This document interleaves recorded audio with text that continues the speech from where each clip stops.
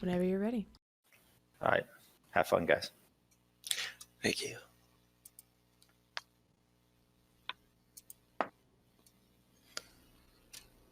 Thank you all for joining us, Blades and Blasters, for the one-shot I'll be running of Demon Gate.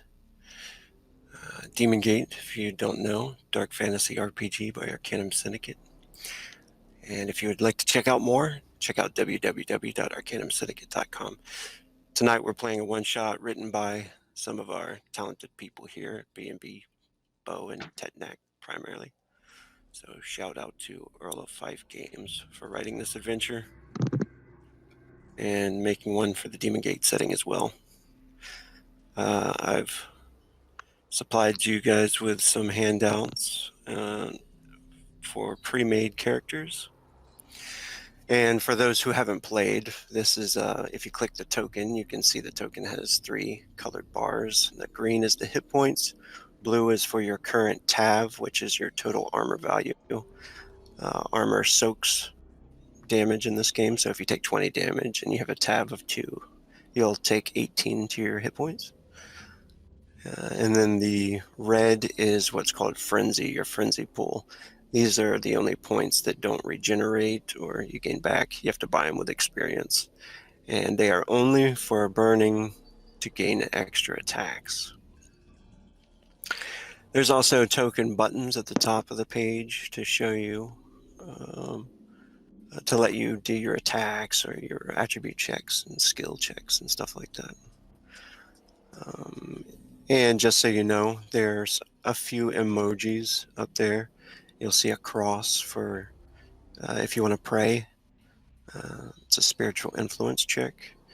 You'll see, and if you're not a spiritual type of character, you can pray for like a luck check, basically. The same kind of thing. Works the same way. It doesn't mean it's all angelic and a spirit pops out to do something or anything. You just, I prayed and wow, he's still breathing. Just try to keep the narrative mundane. Also, you'll see a target for a hit location and a chat bubble if you want to whisper to anybody. And you'll also have a candle up there. The candle is for if you have a torch or any light source, which we'll probably be using it tonight because it's about to get all dark up in here. Tonight we have Matihi, and she is going to be playing the barbarian Nagaila, and Effie will be Morin, who is a knight errant, and for the first time I've played with Gru, I think he's going to be playing Grim False Eye, the dwarf pirate. Alright, I'm about to move you guys over here to this page here.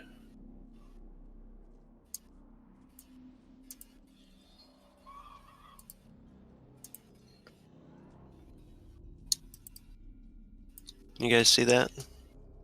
What? You can have snow? Yes.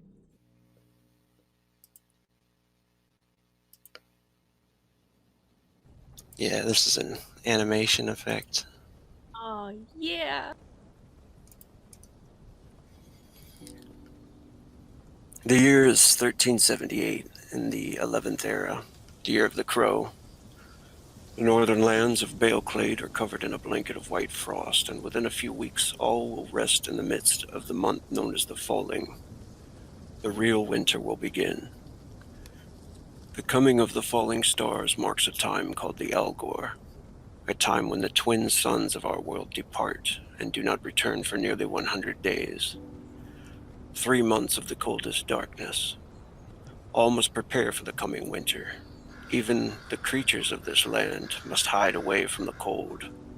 Food is even prepared all year round to be stored, that it all have enough to last in the darkness. This year has been especially harsh, for the game is hard to find, and there is a great shortage of gelt, Their hides, their bones, and their meat have been scarce for some reason. Strange tales come from the northern towns about the Undar tribes, barbarians, and cannibals being spotted and attacking villages. They have not caused trouble in 20 cycles, but perhaps it is time. Perhaps this is really why you are needed by Mr. Nerwick Wall, why you were offered such good pay to assist in this endeavor, to guard the people of this caravan and help build a mining settlement deep in the mountains. Legends say it is rich in mertaculum, the mystic cobalt steel. It would make the towns of Baelclade flourish in trade, and all of you quite wealthy if those stories hold any truth. I'm going to move you guys over to another area here.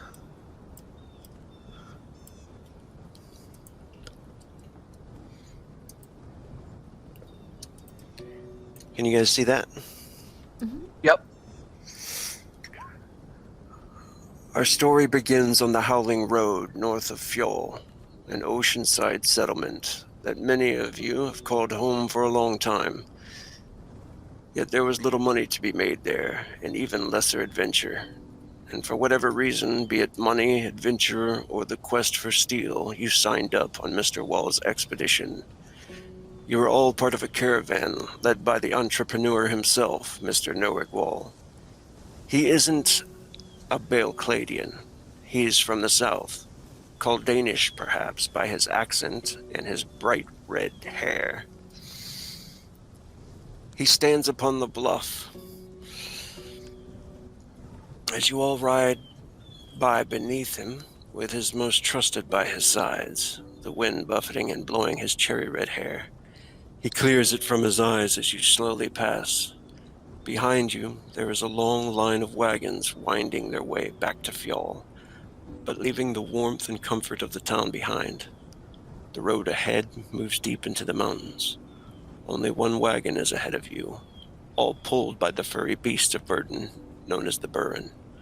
The road ascends further and further into the hills, and it'll eventually come to a stop at the appointed destination, a site ordained to produce fortune, or so all hope. You make out Mr. Wall's voice shouting to his companions over the wind. These miners to the north at our destination have few options for supplies. It takes a bold man to claim a stronghold in these harsh hills, but we will do it. And we'll be the sole supplier in these here hills. And we will laugh all the way to the bank. A man named Brenwolf sits next to him. Not according to Granny Bobkin's prediction back at the town, Brynjolf shouts. Is that right, eh? What did the old hag have to say then? You march into winter's grasp, she warned, clenching his fist with a mocking smile and glaring through his one good eye. Your undertaking will only bring sorrow to you and those in your employ, for I have seen it in a vision. Ha ha ha. They both laugh, and as they fade into the snow, the scene pans down to the wagon, where all of you ride together. If you know each other, please make it known. Introduce yourselves.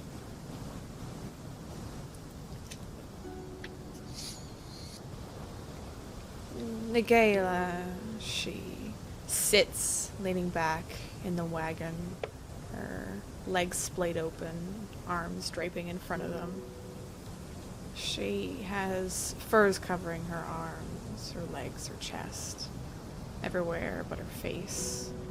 Seen on her face are very vivid blue tattoos going over her nose and back towards her ears. Hair done in very tight dreadlocks fall around her shoulders, fall forward as she leans looking at the ground. 2 iron axes are strapped to each hip, fairly large, though they look fairly proportional compared to this very sturdily built woman. And she peeks up, looking at the other two. She smiles. You can see there's a bit of a snaggletooth behind her lips. She looks to the others. Either of you traveled this far before? I don't go that far from the sea. I'm a pirate by trade. I don't like these lands. If it weren't for the money, I wouldn't come near them. Well, I guess you could think of Snow being another form of water, in a sense. I like water. Water's good. Water makes me strong. They call me Grimmin, not Grim. Grimmin. They call me Grimmin. Grimmin False Eye. I lost an eye with Captain Longspear. But that's years ago. What of you, Lady Knight? What brings you here?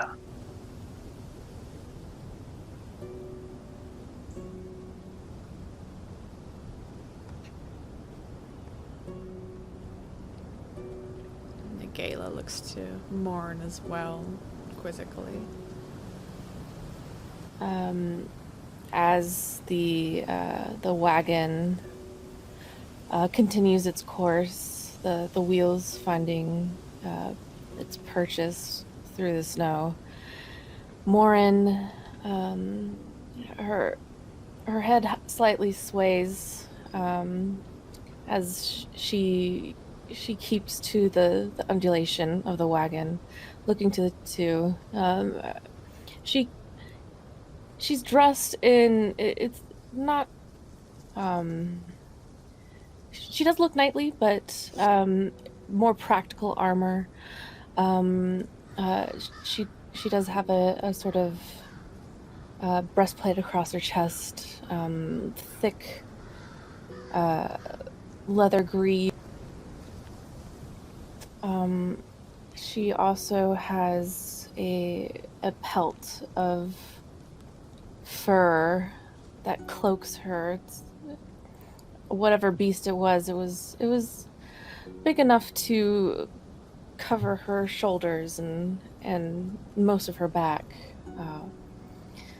Her boots are also lined in fur. She looks like she has prepared for travel. By her side is a knife made of bone, and her primary weapon sort of used a bit to her left, where her arm is wrapped around a stone spear. She looks to the two and gives a slight nod. Well, I do travel. Wherever I feel I am led to travel. Here is quite new to me, though. If I had the money for such pretty furs, I wouldn't need a job like this. Are you some sort of dilettante? Who says that I bought these furs? They're yours, aren't they? Matters not whether you bought them. I've bought hardly a thing in my life. And yet they're mine. Morin gives a shrug. Who says that I didn't tan it myself?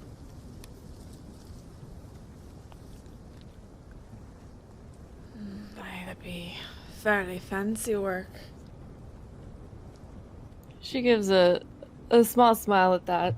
Well, one may have their secrets, but I did come from a line, I suppose you could say, of wealth, where I received my title, but I would say that I earned these pelts.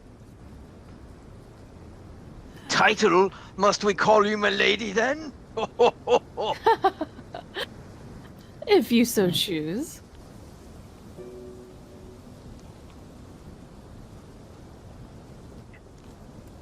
Well, milady, what brings you hither?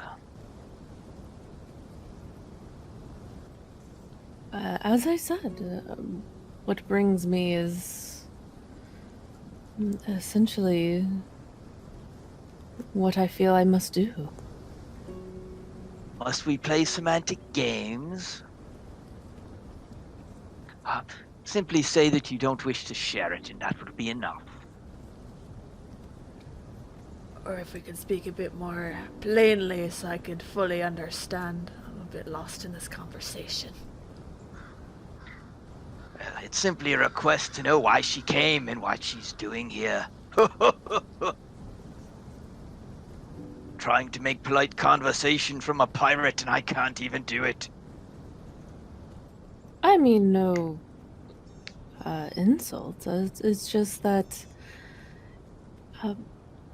perhaps it was a feeling, if that makes any sense. Yes, that does make sense. And it's a better reason than some, but not as good as gold in your pocket. I'm not sure if I care much for the monetary reward, though I obviously, for societal reasons, it would be nice, but something draws me. It seems like this is danger, and I can help quell such danger. Well, you quell the danger and take the renown. I'll take the money. And you, Nagela, what did you come for? Renowned? To help people? Are you a do-gooder as well? No, not a do-gooder in any sorts of the words. Mostly coming out to find some sort of purpose. One can smash heads together for so long before getting barred. As long as it's not your head being smashed, I assume? A few times. A few times.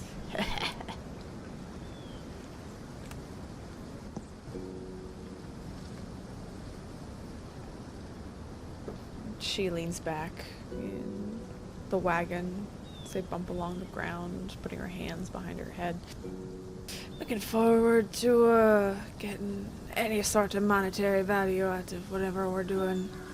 Looking forward to a few new axes once we're done. I can appreciate a good axe, lass. Everyone should appreciate a good axe, especially if it's going through their head. It's well made. It's well done.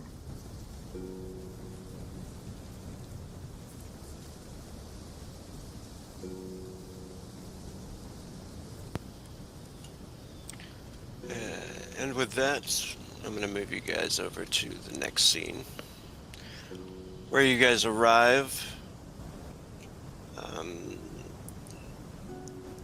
It takes a few days travel, actually.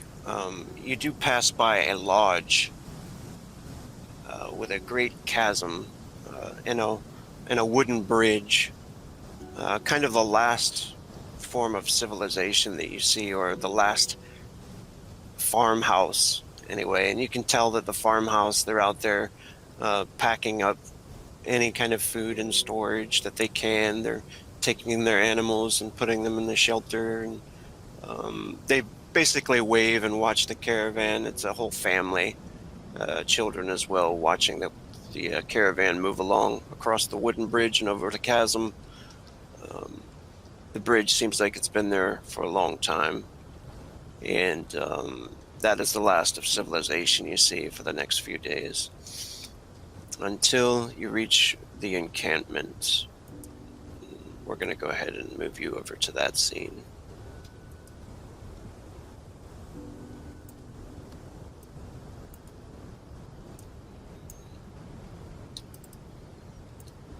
You guys see that okay? Yep. Mhm. All right. Can we actually pause it for just a second? Yeah. And I think, is Sim stepping in? He said he was going to. He had to walk the dog or take the dog out and then eat something, I think. Is that what they're calling it these days? All right. I'm gonna grab a drink and well, that won't put him in there. Sweet.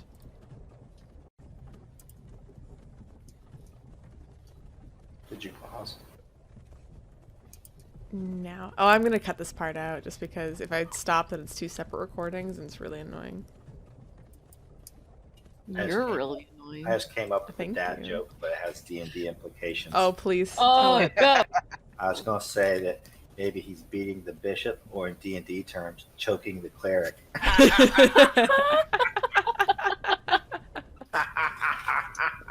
Nice. Pounding the paladin. Oh my god. I like that one. Shut Pound the hell your paladin. mouth. Pound of the paladin. Oh yeah. Getting barred. He's getting disbarred.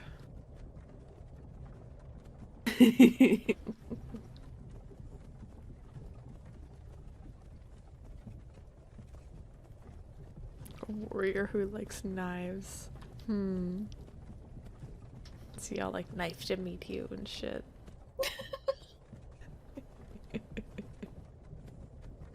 I'm having to like quickly go through this character sheet. I've been so busy all week that Hurry. Go. oh, she has seduction Ooh.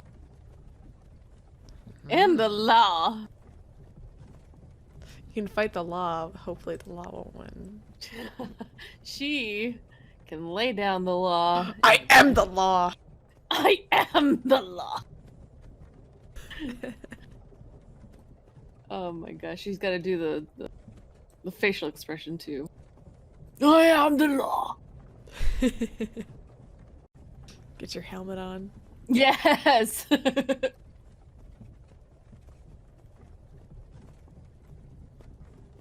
Oh man. Oh, no more bards. No more bards. I've always wanted. Oh, you know. Okay, so religious beliefs. She's on the path of dark. I don't know what that means. So I'm like, no. oh, is she Oh, bad? You probably shouldn't have told us that.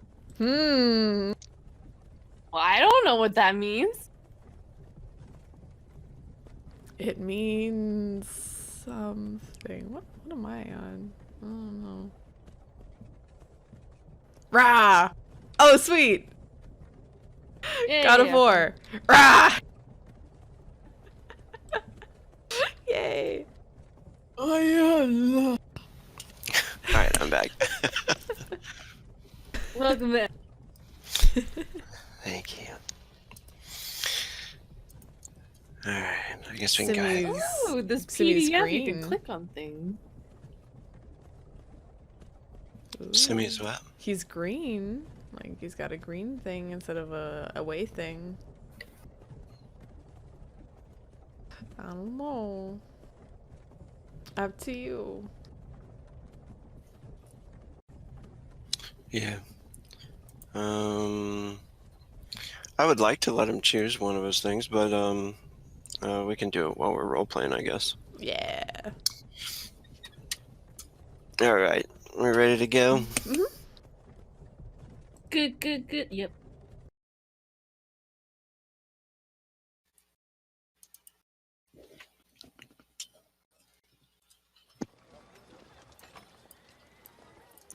All right, and you arrive at the encampment of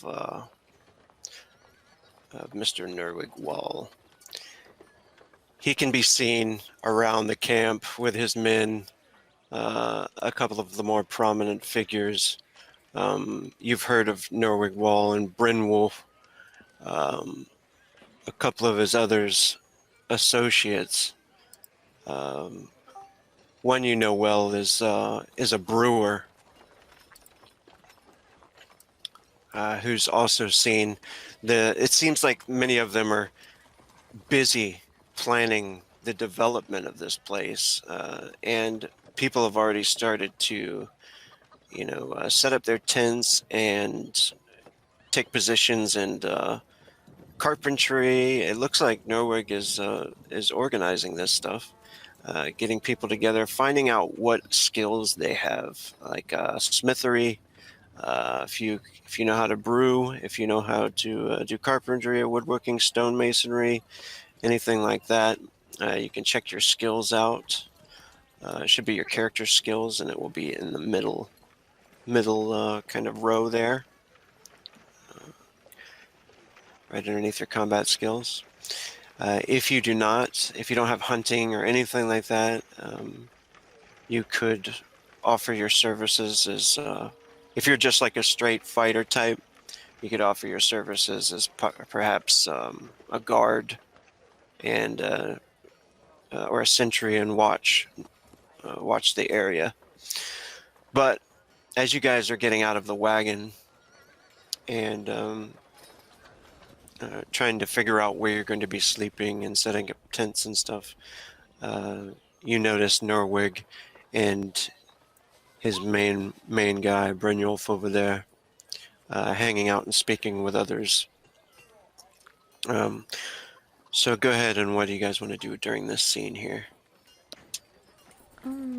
Nagala will volunteer to basically do any hunting and tracking, see if they can find anything.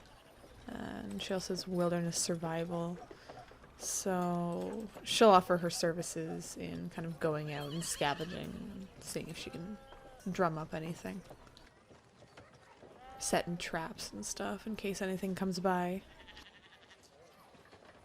Morin will offer her services as a sentry. It seems like she'd be best suited for making sure everybody is, kept safe. If they need anything, protection-wise, just, kind of patrolling the area. Grimmin will offer his blacksmithing skills to stand near a fire and stay warm.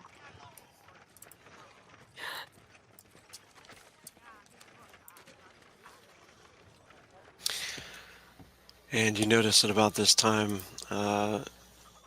Norwig approaches with one of his associates there. Kind of a wiry fellow,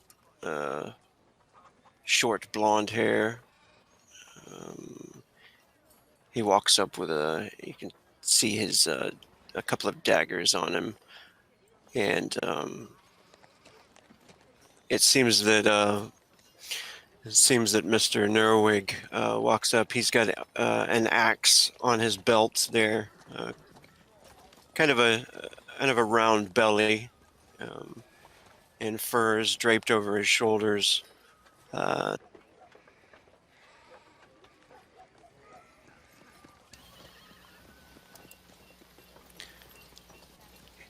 He notices you all standing there. Does anybody have a high physical beauty? Morin? I've got a 13. Where is that? If you scroll, I don't know if it's been rolled, because like the average, it would just say 12, and then gender would say male, just being that it hasn't been rolled yet. But if you scroll down under like willpower, charisma, fluent languages, yada yada yada, you'll see character description, and you'll see physical beauty. 16, gender male. Hey. I'm going to change that right now. All right. Female. I'm a woman! She does. I remember she had seduction, too. I remember She does. Yeah, so 16 physical beauty, and she does have seduction. Anyway. He walks over, and certainly Morin catches his eye at first, and he smiles to her, kind of offers a little bow of his head, and uh, good day, ladies. How do you fare? Morin inclines her head. Fare quite well. How are things with you? Very well today. And he looks around at the sky, says, the weather should hold up for a little while longer. A couple more weeks, we'll be in trouble, though. He says, what services would you all offer? And he looks over to Grim and nods to him. Grimmin.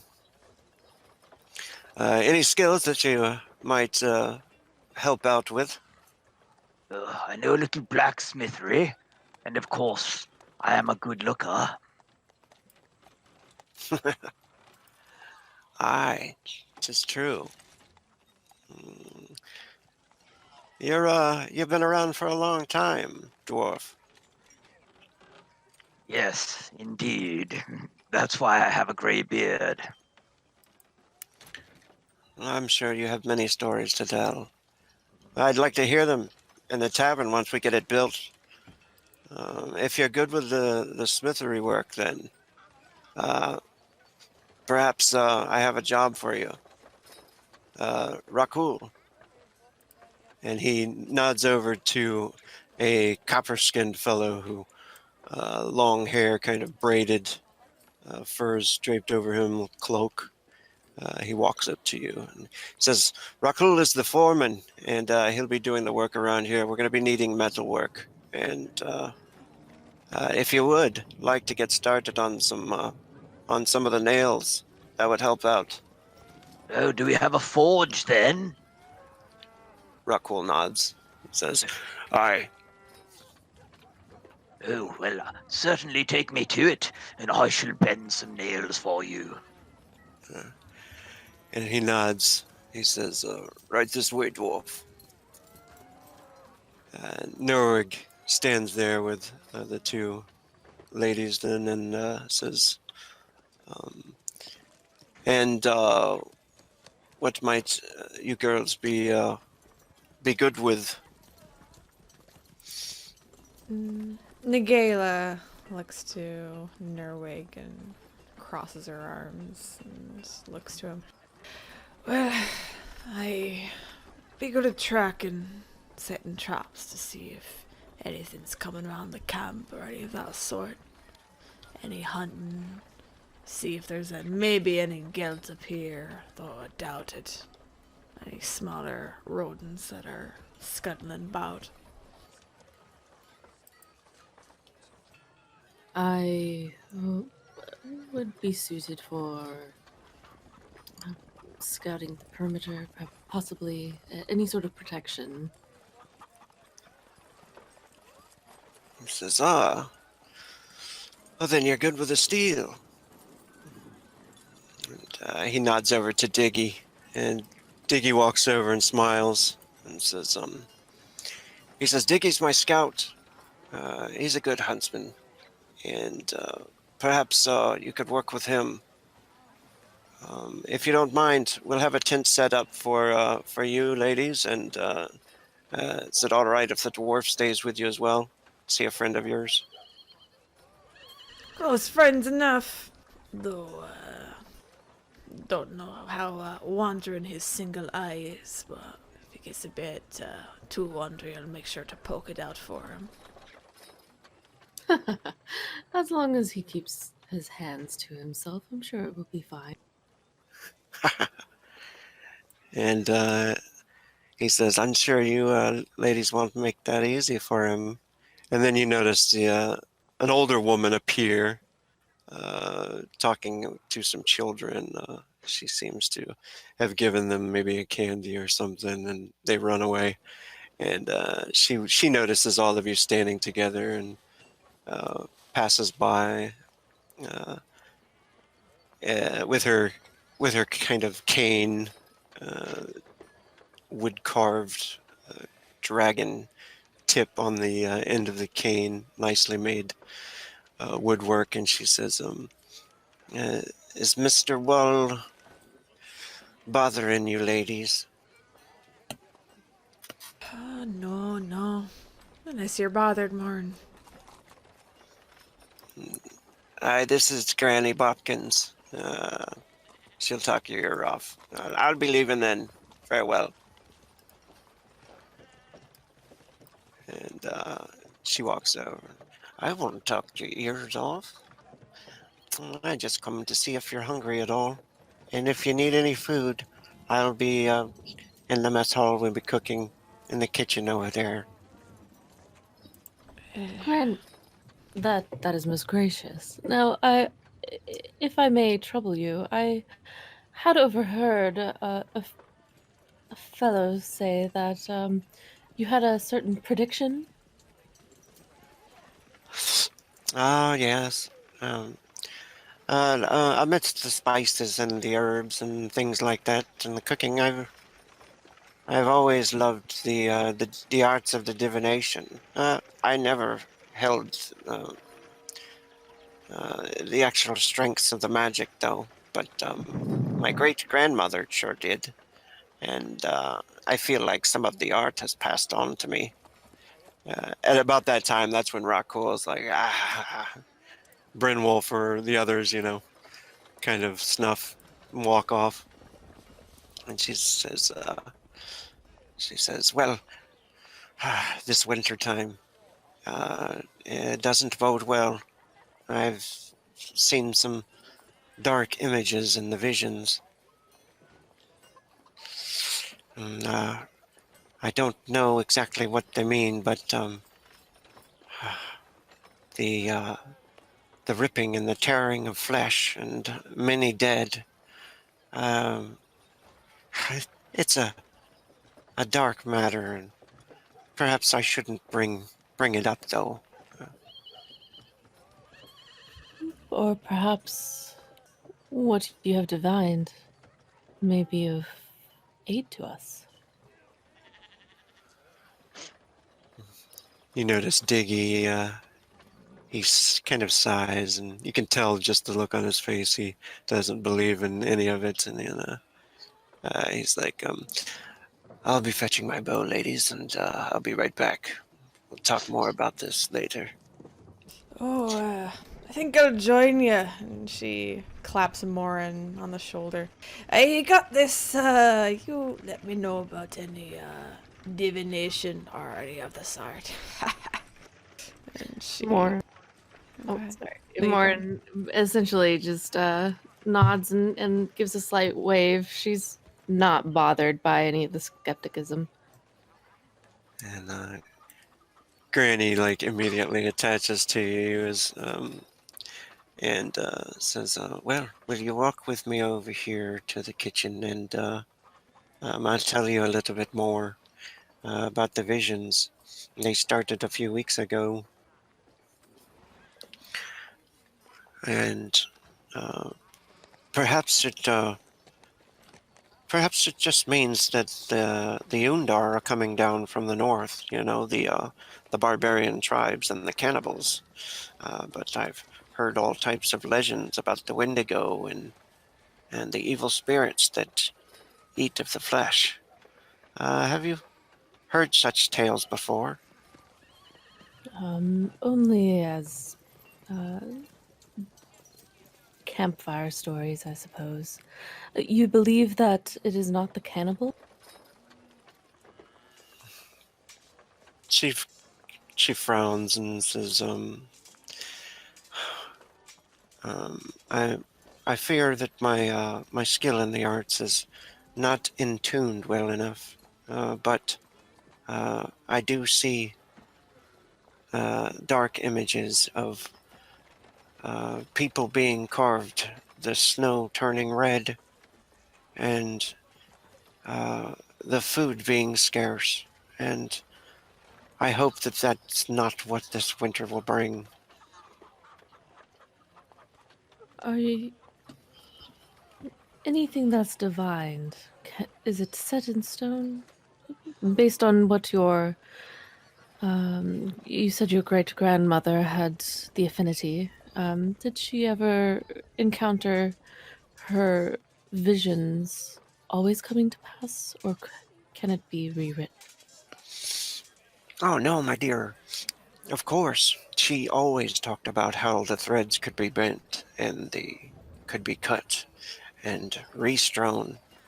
Things could be fixed. Uh, and especially if you heed the warnings, then you will know what will come to pass and you'll be able to change it. I wish more would listen to me then. Maybe we could change things if it does start to get dark like that. I hope not. Morin offers a warm smile. Well, then, if you do divine any warning signs, I would be appreciative to um, be made known. Anything that you can discover, anything that can help prevent such a future coming to pass. Oh, of course, my dear. Here. I saved a bit of extra here. And she pulls out some bread and cheese for you and kind of puts a finger to her lips as to a secret extra food or something. Oh, you're very kind. Thank you. She says, and if you're any good at cooking, you're welcome to come join us in there. The rest of us old hens. Well, I suppose I could give it a try. I'm not a. I wouldn't say that I'm the best cook, but I can follow direct. Well, then, let me teach you. And she takes you on to the tents to teach you some ways. Sim, are you there? Yeah. What would you be interested in playing? If did you see any of the posts I had made? Yeah. I guess I'll take the Templar. It'll be fine. Okay, cool. I'll grab you the Templar real quick.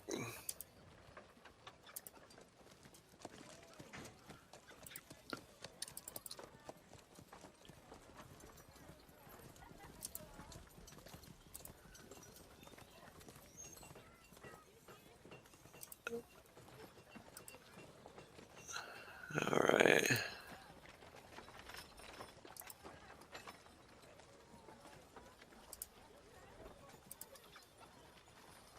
Excellent. Now the Templar, he is I don't remember what god. Let me look at his stuff real quick.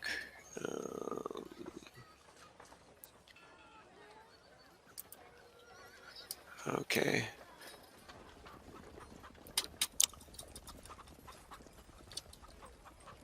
Would you like a god of justice or a god of war or something like that? What would you like? We'll go Justice, I guess. All right. He is a Templar of the god Beogard. And you will have some powers of spiritual influence. If anybody dies, you can pray for them and help them out. Or if basically in any bad things, any bad scenes, you are more likely for your spiritual influence to come in handy. But you also have a big sword and a shield, Northman type of big Northman type of dude. Elrin there. Can you see him? No, I have no. Maybe ping him? Shift. I see the pings. I just have no vision. Oh, no. Oh, okay. It's my fault. I see Grim. I gotta put his. There we go. You got him. Here's old Elrin there. He's got a few character class abilities: Toughen and Shield Ally, and his Elysian weapon, which is basically his like blessed sword. You have a couple of talents like hack. If there's two enemies standing next to each other, you can rage attack both of them with one hit. He's got a few traits: lost love and attractive. All right, but yeah, you can check him out. You wanna? We'll introduce him in just a minute here and give you a chance to. So, the dwarf Grimmin Falsai follows Rakul to the camp, over where he takes you over to the blacksmith and the anvil over there, and you notice a fellow named Mink who is at the anvil, and Mink turns around and he says, "Hi, who's this?" And Gr- Rakul's, yeah, go ahead. Grimmin is my name. I'm a dwarf. I belong here. Well met. I'm Mink, and I'm used to making armor and blades and stuff like that, but I'll be happy for the help making the nails and the horseshoes, stuff like that. That'll be your job then.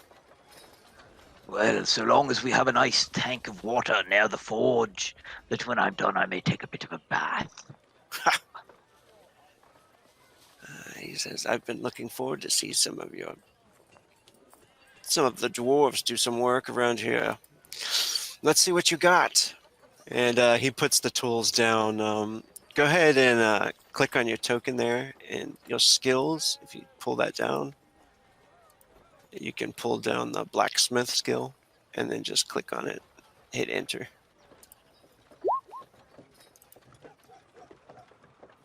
Whatever you want to make real quick. Just some nails. Yeah.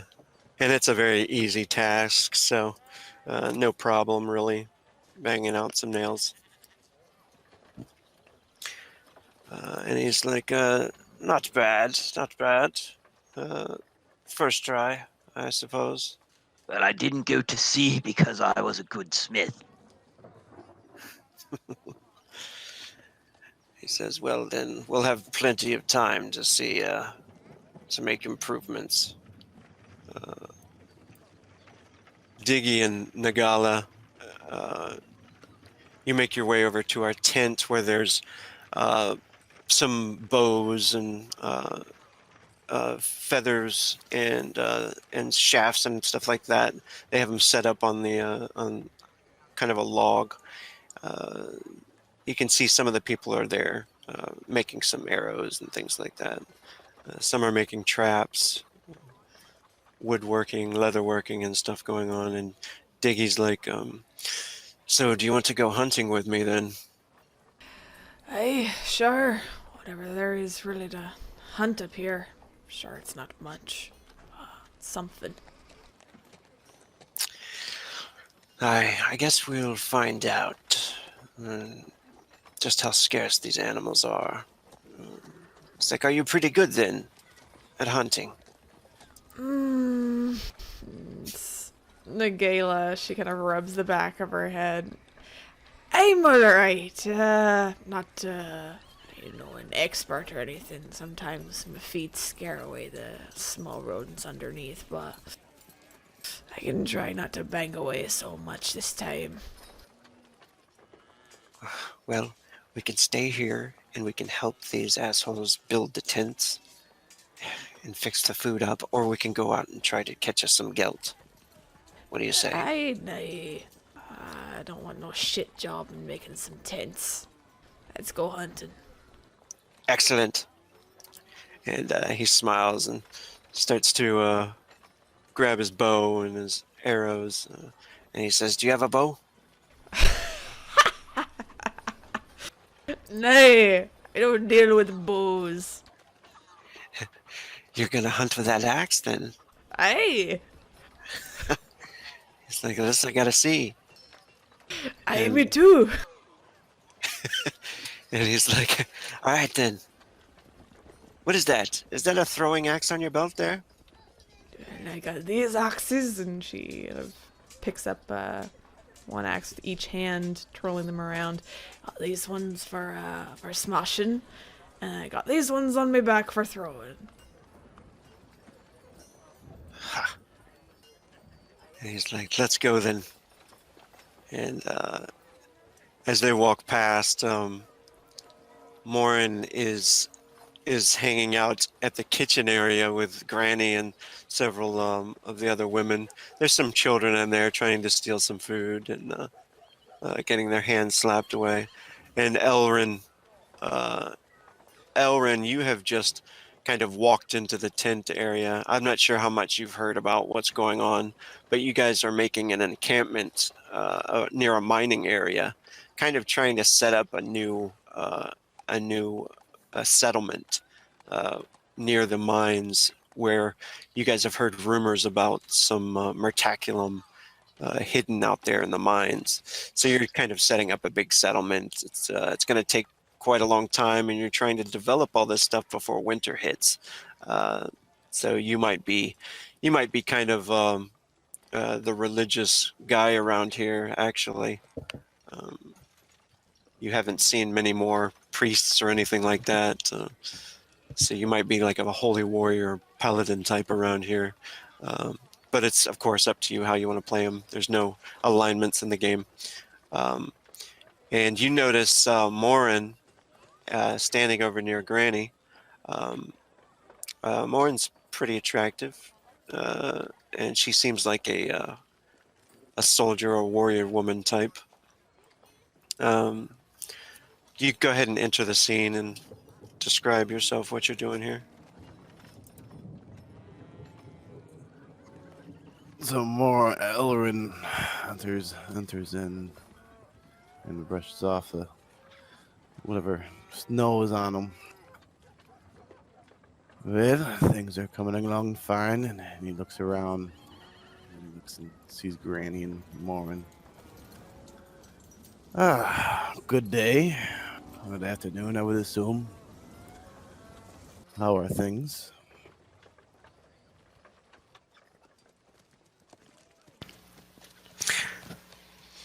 Granny says, hello, sir. Elrin, is it? Yes. That'd be my name. She's, my, you're a big man. You're going to need plenty of food then, I suspect. Are you hungry now? I don't think there's a time when I am not hungry. Do you happen to have any food? Well, we're just in the process of preparing it. So that smells delicious as he sniffs the air. What brings you to this establishment, or perhaps coming establishment? She kind of offers a little smirk and tucks a strand of hair behind her. Well, most places are always in need of a good sword. I also bring my, I guess you could say, spiritual powers with me. To do just for the people. Ah, spiritual. What sort of religion do you follow? Or perhaps God, I should say.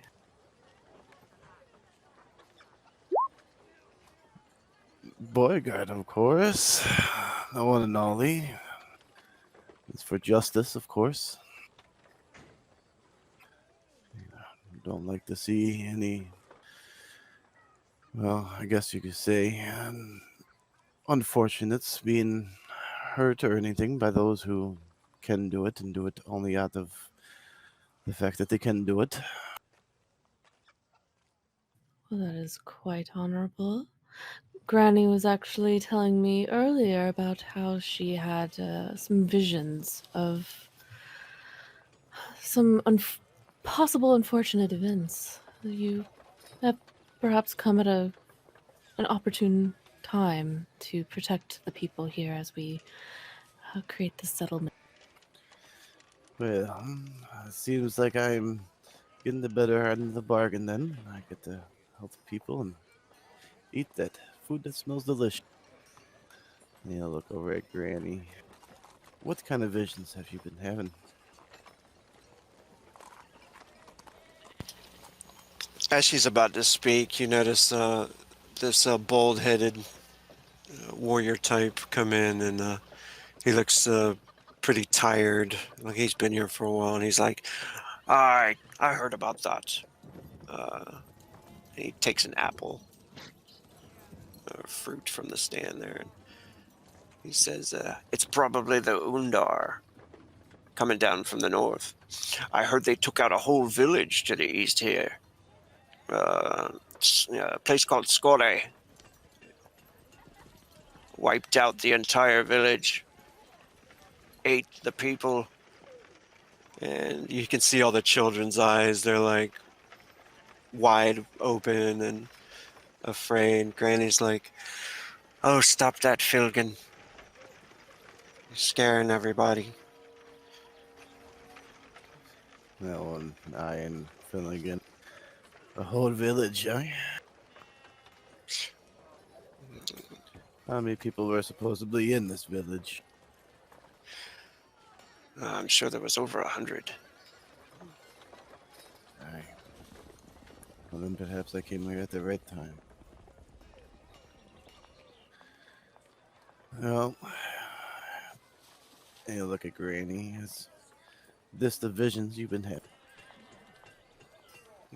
Granny nods and she says, well, I haven't been able to see everything in great detail. I just see the snow's red with blood, and you can see she's trying to get quieter, and people running out of food.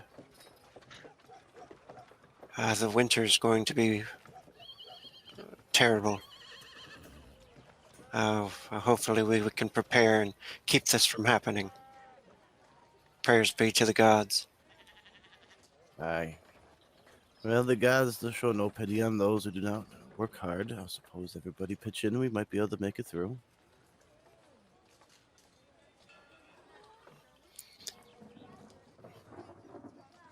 You guys notice Diggy and Nagaila kind of walking by the tent. They seem like they're heading towards the edge of the camp. Diggy's got a bow on his shoulder.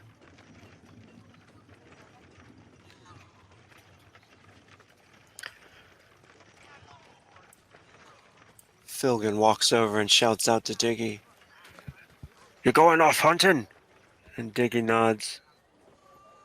Aye. You're taking her with you? Aye. What's that supposed to mean? What's a woman know about hunting? And Nagayla squares up. You can see her shoulders turn as she looks to Filgan. Hey, I know quite a bit more than you, I assume. A man thing. And he just smiles and he like winks at you. I won't make a bet then. And he says, oh yeah, what? That you could catch something out there? Aye?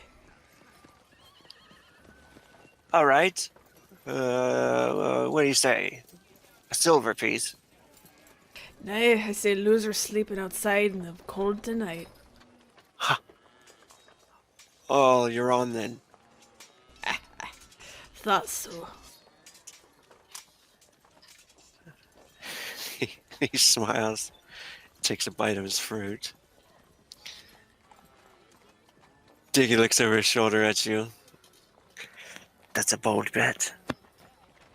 It's one I'm planning on coming through for. And she continues to kind of walk. She'll actually walk by Filgan and she'll grab the fruit out of his hand and take it for herself, biting into it as she passes by.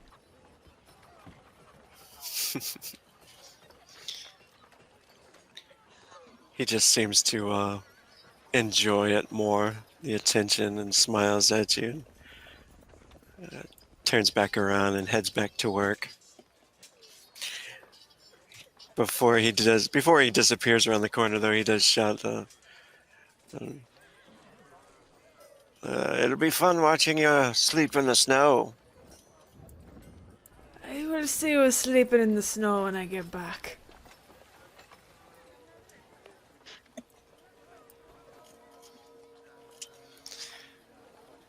So you and Diggy move off and go ahead and do a hunting check for the night. Oh no. Don't have the skills to back this up. Do you not have? Hey! Oh! Never mind. Ah! You actually do come back with this. Let's see. Oh, you got to make a roll. Oh, what roll? Let's see here. See how big the creature is you killed. Huge. 14 is a good one. And wellness. Hunting table. Here we go.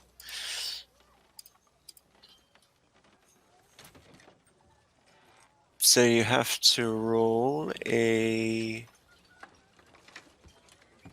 d8. The higher the roll, the larger the creature. Hey.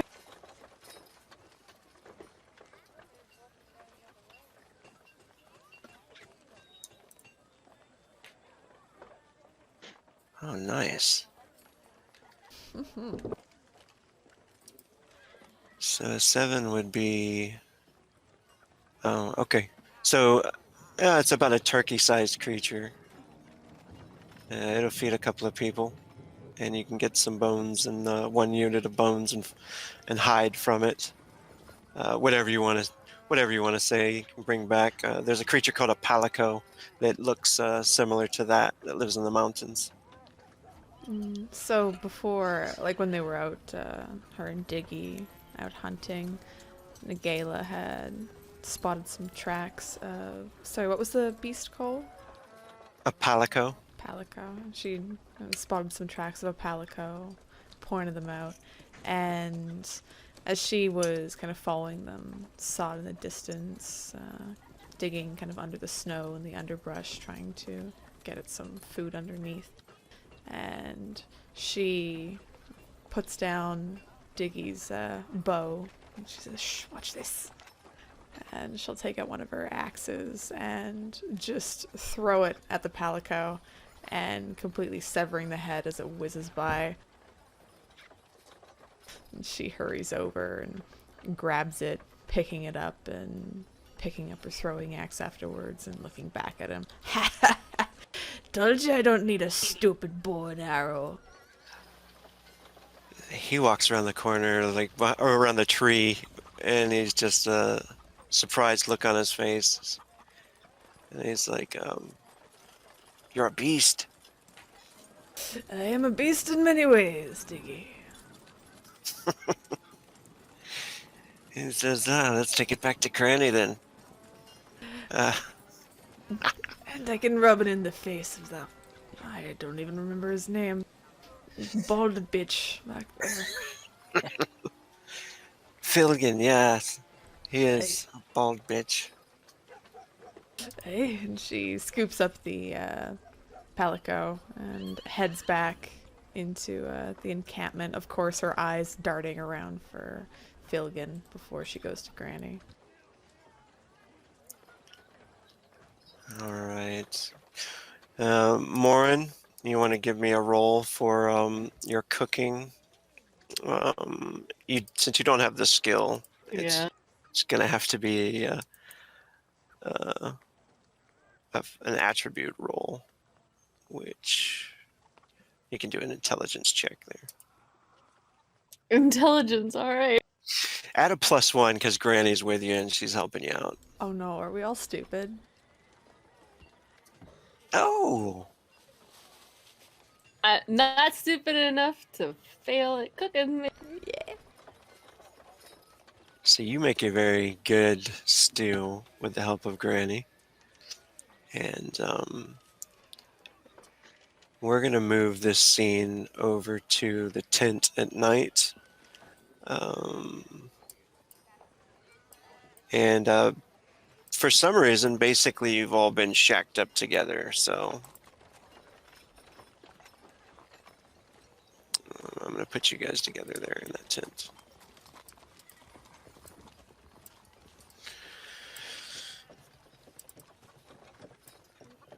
This is during the nighttime of the encampment there. And you guys can go ahead and the snows are falling.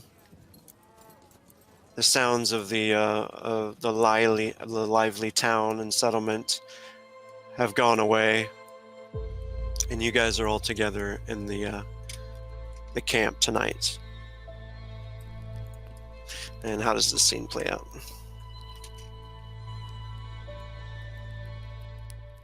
Nagayla is sitting back, probably in maybe one of the chairs, or actually on her bed, feet up and head back, has a tankard full of ale in her hands, as there's this very shit-eating grin on her face that she had broken the news to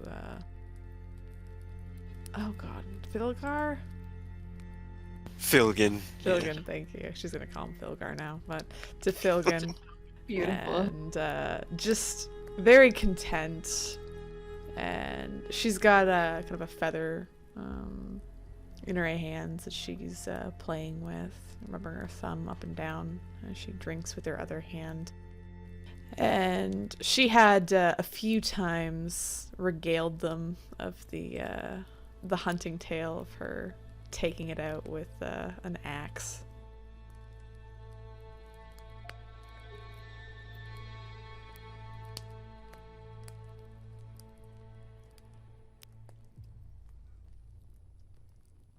Morin, she's sitting, or I suppose kneeling, where she's placing her armor to the side. She's mostly sort of listening to Nagayla regale the tale, possibly for the second time, third time. She's not sure. Every now and then her thoughts go adrift as she sets each piece of armor aside. It seems that she's just she's quiet, organized, and distant, almost as if to be in focus of something else. But she does congratulate Nagayla on her achievement, especially in boast and defeat of the one who challenged her. But otherwise, she's mostly just focused inward, thoughts mainly concerned on the possibility of there being something more to what Granny had spoken to her about.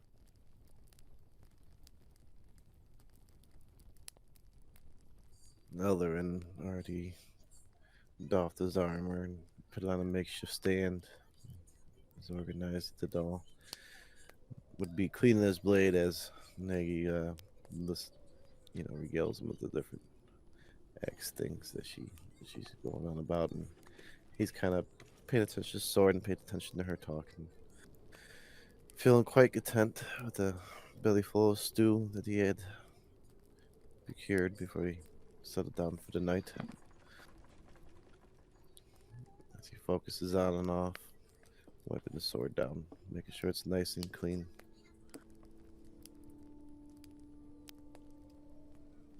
No, if we move this tent to the lee of that stone, it would be much warmer. And perhaps we could bring a few kegs of ale in and put them on the side, just in case they should run short. And indeed, my belly is a little lean this time of night. Perhaps we could bring in a few, I don't know, a few mince pies and a crate of apples. Hey, should we get some whores in here too, Your Majesty? Oh, I'm far too old for that, Nagala. I'm far too old for that, but, you know, times will become lean around here, and we should provide for ourselves.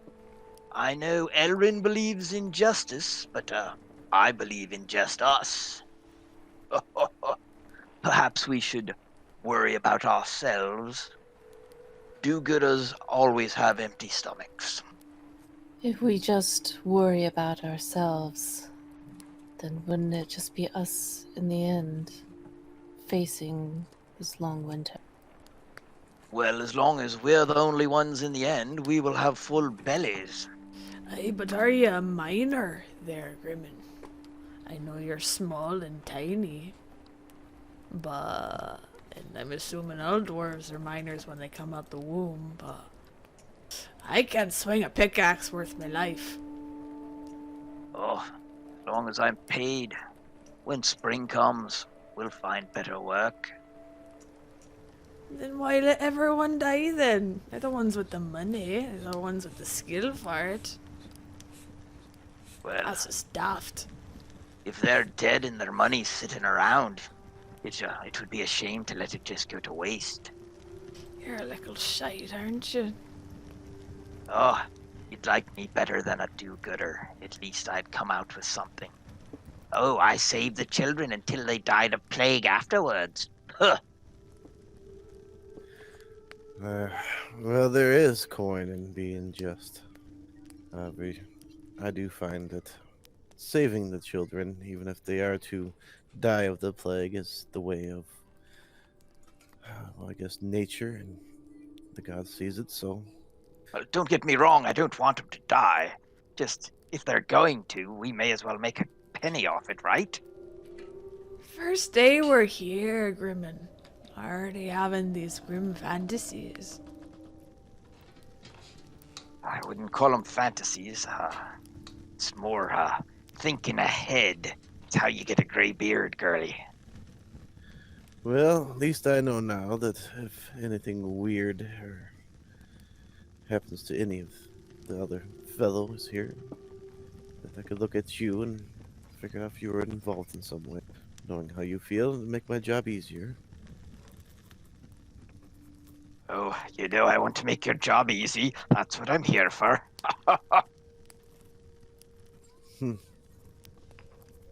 He kind of looks back down at his sword.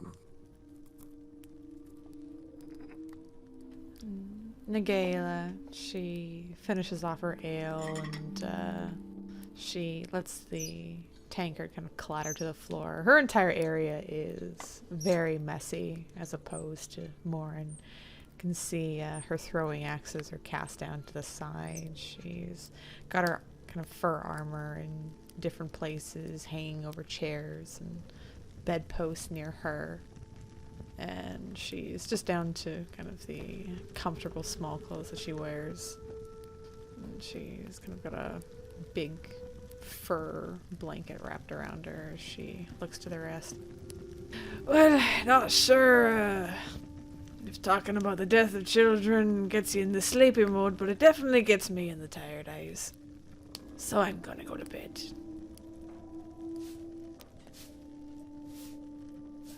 Yes. Perhaps it has been a bit of an exhausting day and evening.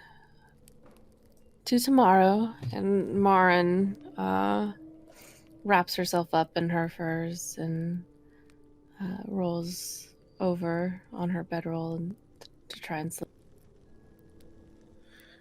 And stab his sword kind of and lay it next to him. Ah, yes. Well, full belly of delicious stew, some of the best I have had, may I add. It does make a man tired. Look over at Grim, full sigh. Do you think I'd be able to sleep without you scurrying off and killing children? I would never kill children, and I wouldn't want you to not sleep. I simply want you to consider this. If we provision ourselves well now, we'll be in better position in the future to take care of those small children you're so concerned about. Do-gooders like you always have these concerns. My concern is keeping you in good shape so that you can do good.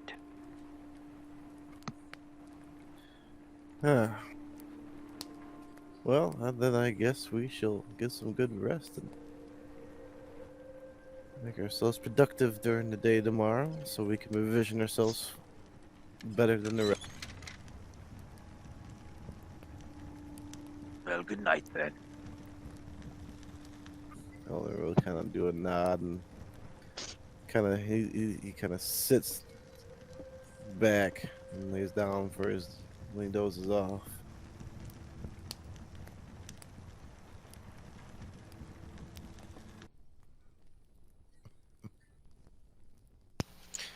The scene fades, showing pretty much the characters working for several days, settling into their jobs and constructing the whole settlement.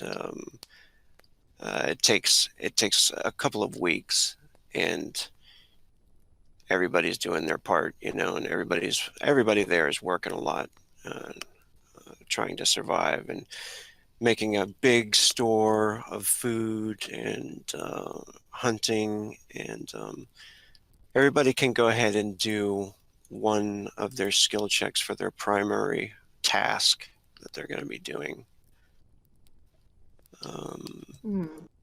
And add an extra +3 where it says the modifier. You can put a 3 in there. Oop. Well, then mine's a 17. Nice. So you've been doing like a great job hunting. Yeah. Oh, wow. What exactly would patrolling be? Or Seduction. Are you going to be helping her in the kitchen though, from time to time? From time to time, yeah, she would help in the kitchen. Okay. If not, if you want to just do the patrolling thing, I would just do a perception check. Oh, her perception is not good. Maybe she should stick to cooking. See if you can see anything, anything crazy going on at the edge of the camp. Do I do any added? +3. When the modifier pops up, put a 3 in there and just hit enter.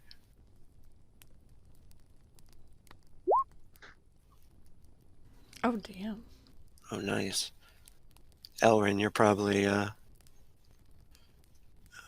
doing scriptures or teaching about the word. Yes, he's teaching about the word. The word. What is the word? Bird. The word is the word.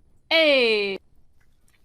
And as a couple of weeks pass, you guys are actually doing very good at your jobs. And after the work of the settlement is built, you guys have constructed the storeroom, the brewery. It's pretty much an entire town. And we're going to move on to the scene where everybody's celebrating now. And it's nighttime. And it is about time for the winter to hit. Everybody's preparing for the falling stars. There's a time in every winter comes where basically a meteor shower marks the coming winter, and everybody's pretty much preparing for that. And we're going to move to that scene where everybody's partying. So tonight, it's up to you guys if you want to get totally wasted or whatever you want to do. Yes. We're going to do that scene here. Can you guys see that already? Mm-hmm. Okay. And I'll put some music in there for you.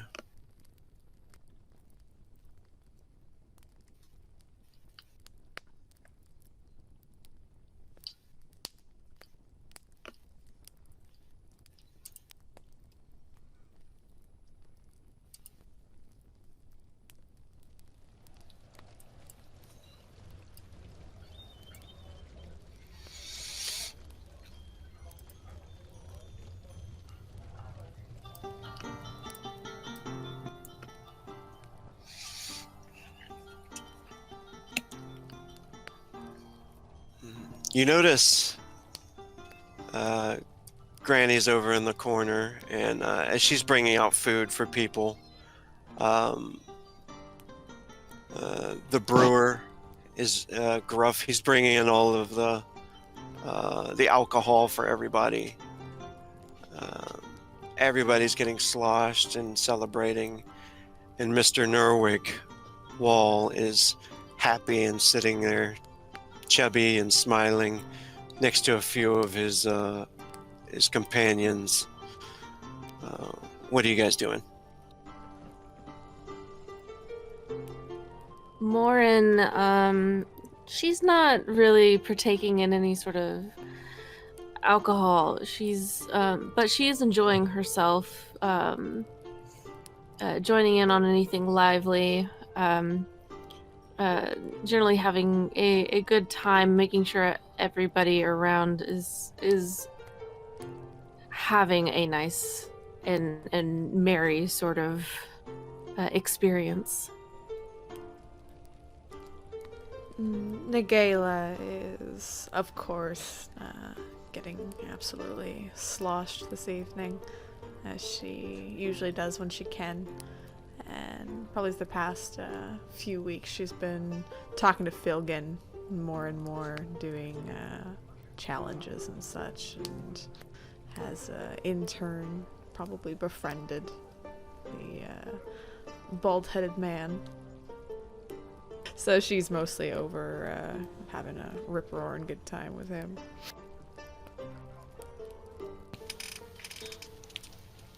Alright, go ahead and make a body check. Not the body save, but just a body check, Nagila. Alright. Whoever's drinking actually is going to have to pretty much do this. Oof. Alright, so you're pretty sloshed, but you're not like passed out drunk. Not yet. Anybody else drinking a lot? Yep. Not this night. I'll have some, please.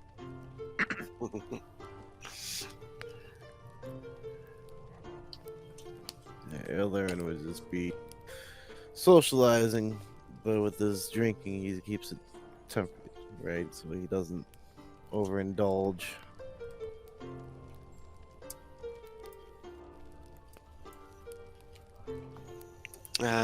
Norig stands up and raises his mug, and I wanted to say what a fine job everyone did setting up this settlement and making this all happen. Skull, and everybody raises their mugs. And he says, so plenty of food for everyone, and plenty of merriment. Don't let any of this mead go to waste. And you hear some of them laughing. Oh, don't worry about that. Filgin is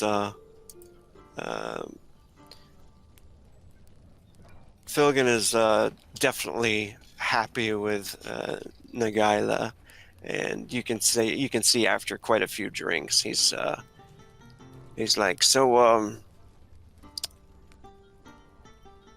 you made me stay outside that night. And, I did. I gotta say, all I wanted to do is come into the tent with you, though.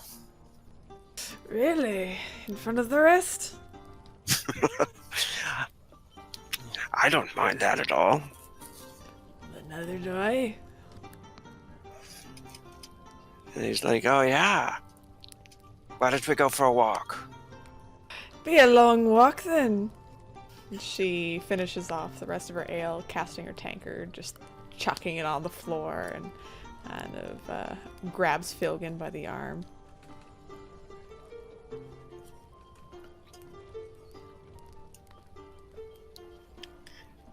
And as you guys take off outside, anybody else doing anything crazy for tonight?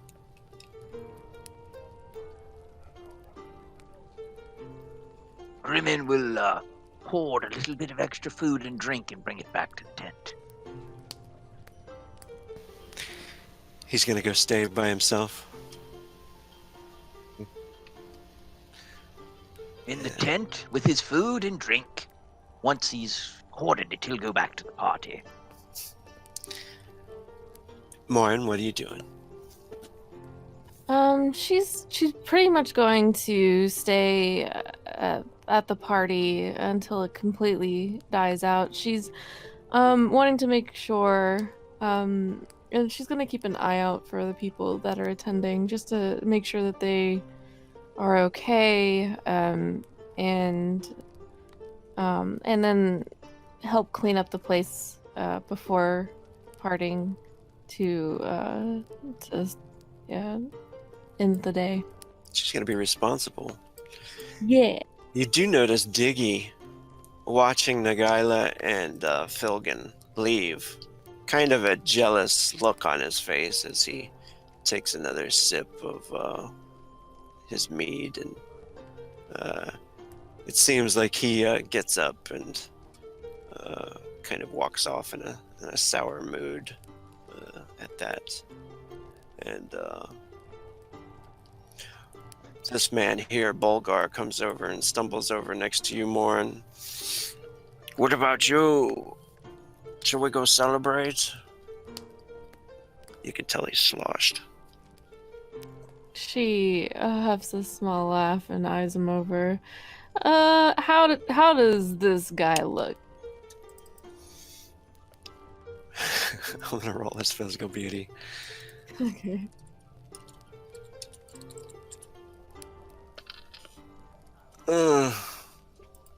He's pretty ugly. That's damn ugly. Oh no. Damn. She Morin offers an airy laugh and is like, oh, perhaps another night. You have plenty of time to enjoy the rest of your evening. Maybe when you're sober. He says, I'm just fine right now. And then he laughs. You can see he's got like one tooth that wiggles with his tongue as he flicks it. And Granny kind of comes over and saves you. And Lass, will you give me some help over here? I need some help bringing some of the rest of this food out. Absolutely, Granny. I'll be right there. And she'll gather herself and give a little nod to Bulgar before following Granny. And Elrond, are you doing anything else? Elrond would be talking to anybody who would be around that would listen as he gathers food and sips on his drink about how the weak should be protected and mercy should be given. But yet they still need to provide for themselves as well. Doing one of his little sermons. You notice that this guy, Fjarn, has definitely taken a liking to the words of Beogard and stuff like that. And He always comes to your sermons and stuff like that, and comes to listen. And he comes over and he starts to drink with you. And may God be blessed. We have done well, I have to say. Aye, every day we get stronger and bigger. Soon we'll be a full-fledged settlement where other people can come and visit and trade. I've heard that Nerwig, and he reaches over and pats Nerwig on the shoulder, catches his attention. He's gathering an expedition to head to the mine, perhaps to go meet the miners, see how they're faring in the mines up there. Probably open up the trade, huh? And Nerwig nods as he drinks. Aye, anybody that's good with a blade might be needed in case there's any dangers on the way. It's not that far, actually. The mines. Aye, that sounds like a wonderful idea. We could use some trade. I'd be more than happy to volunteer my blood. And he says, "Good then. Perhaps soon. I will organize the expedition, and you can hear a shout from outside. Hey!" Rakul comes in and come out and look at the stars. And Nagaila and Filgan have already been witness to this miracle, actually. As we move over to this here, it kind of looks similar to that, as the stars are falling across the sky, streaking. Everybody comes out to take a moment and witness how blessed the whole event has become, and it's at that same moment when you hear a scream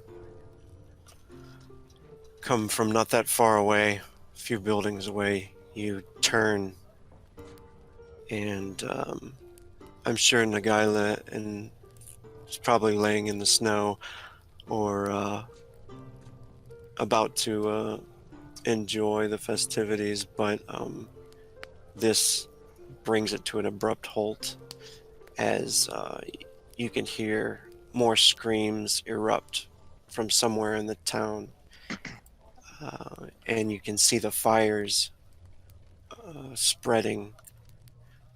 I'm going to pass you over to another scene. You hear more people shouting, "Fire!"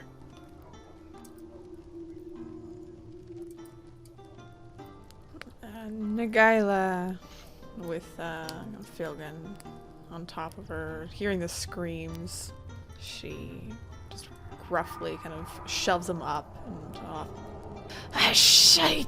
What's going on? And when you look over to the storeroom, you can see it's actually the food storage that has caught on fire in the brewery next to it. The kitchens and everything like that have gone up in flames.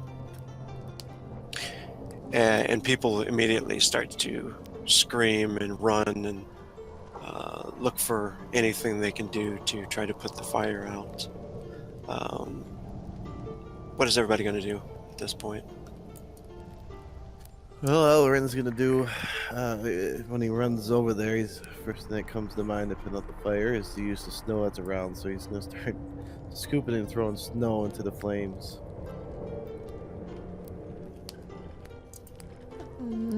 Nagaila will hurry over, kind of pulling very roughly back on the furs that she'd almost cast off, and she tries to look around to see if anybody else is. Yeah. She'll look around to see if anybody else is. Maybe if anyone's stuck inside. Oh no, Rogue's gone. Can you hear us, Rogue? Can you hear me? Yeah, yeah. Can you hear us? Oh. Uh-oh. Technical difficulties. Oh man.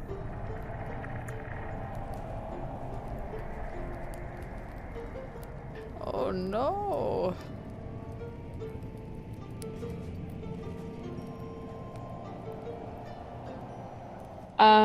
While we're waiting, since I was away, I'm assuming things are on fire.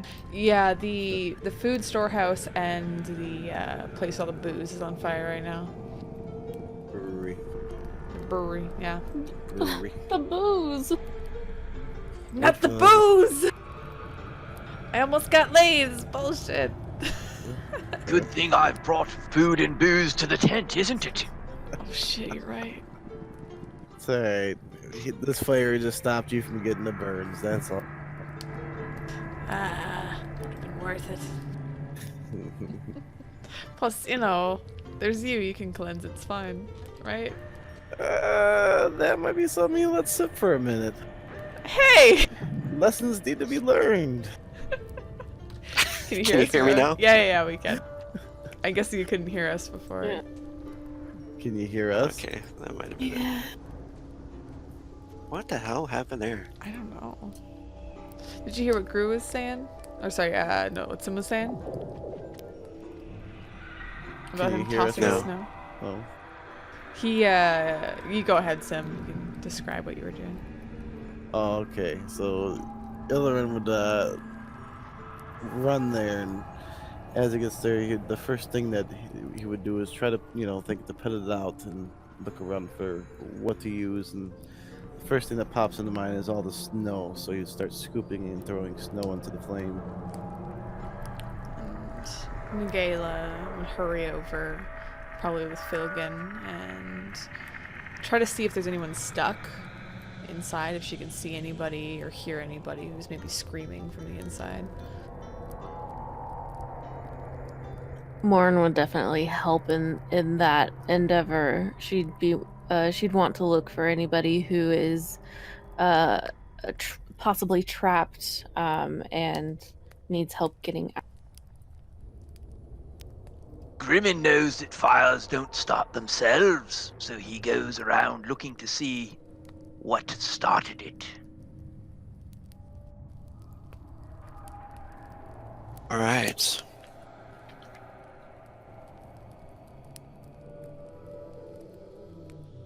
Gyla, what were you doing? She kind of hurried over and she's seeing if she could see anybody maybe inside the food storage house, see if there's anybody trapped. Very similar to Morin, I think.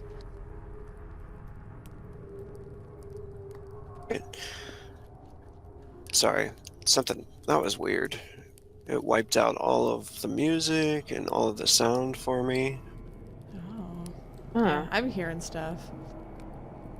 Can you hear us? Now I can hear you guys and I can hear the music. For some reason, I guess I just had to restart everything. Okay, good. It looked like there were like 5 different songs playing at the same time. Yeah, there were. All right, sorry. So, Nagaila, you charge over to the storage, which seems like it's just totally ablaze. There is screaming going on, but it seems like it's going on from the brewery next to it. And you do know that there's like a family, or several families actually, that live on the second floor of the brewery next to it. So, you could either go into the storage, perhaps. Or you could possibly try to help the families that are in the second floor of the brewery. Once you get over there, that's what you kind of hear going on. And Grimmin, at the same time, you're trying to look at the storage because it seems like it started there. So it's up to you two. You guys, anybody that's over there, that's what they hear is screams coming from that area. So only from the brewery or just like around that generally? Everybody's been here long enough to know that there are several families that live in the second floor of the brewery. So you do hear like many screams coming from there. It seems like the blaze must have started and already been burning for a while as everybody was kind of celebrating. And even the guy, you guys didn't notice it in time, until... I'm sorry. Go ahead.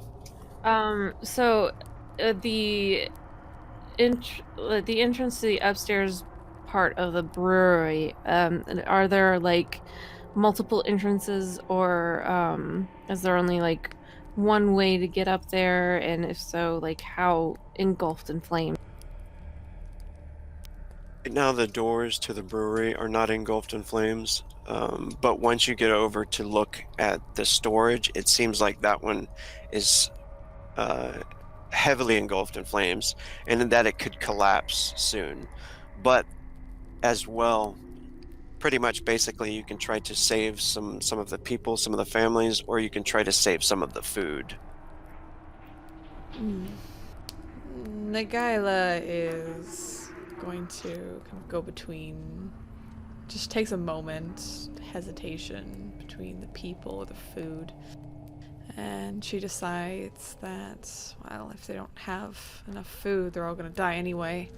So she charges into the storehouse and tries to get as much as she can. And she does shout to Filgan, "Come on, let's go!" as she charges inside. Morin she'll be pretty focused on helping the people, and she'll kind of justify it by seeing Nagala go for the food stores, and instead of helping take out the food, she's going to instead attempt to help families out from the brewery or the upstairs part.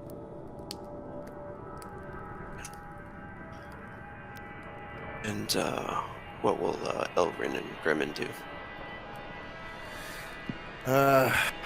Elrin, when he heard the screams, would after throwing snow onto the flames and hearing the screaming and stuff, would try to figure out the best way to get in and out with whoever's in there.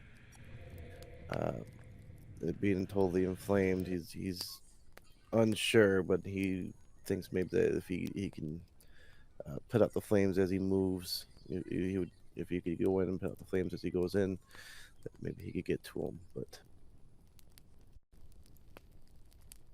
Grimmin grabs one of the ladders that he helped make and brings it up to the second-story window where the people are. If he must go up, he'll break the window himself, but he'll yell as soon as he has the ladder for them to come out and come down quickly. All right, everybody leaps into action. Nagaila, when you burst the door open, the storage, you notice most of it is already engulfed in flames. Some of the stuff is falling. You do see a couple of bodies already in the storage that have been charred and burnt. One of them has a lantern burst next to him, and check when you see this. Oh, what, sorry? Perception check. Okay.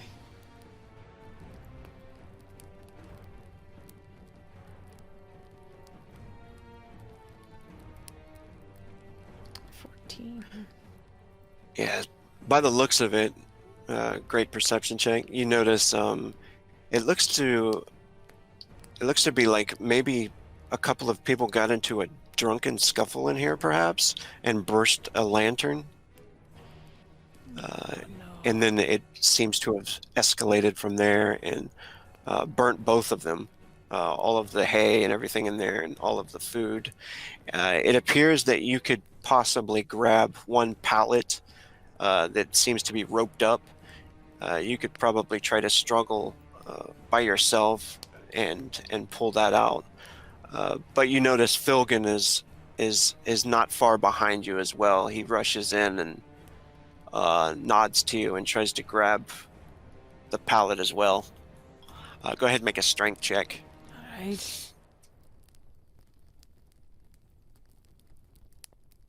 Hey! Wow. I'm on a roll.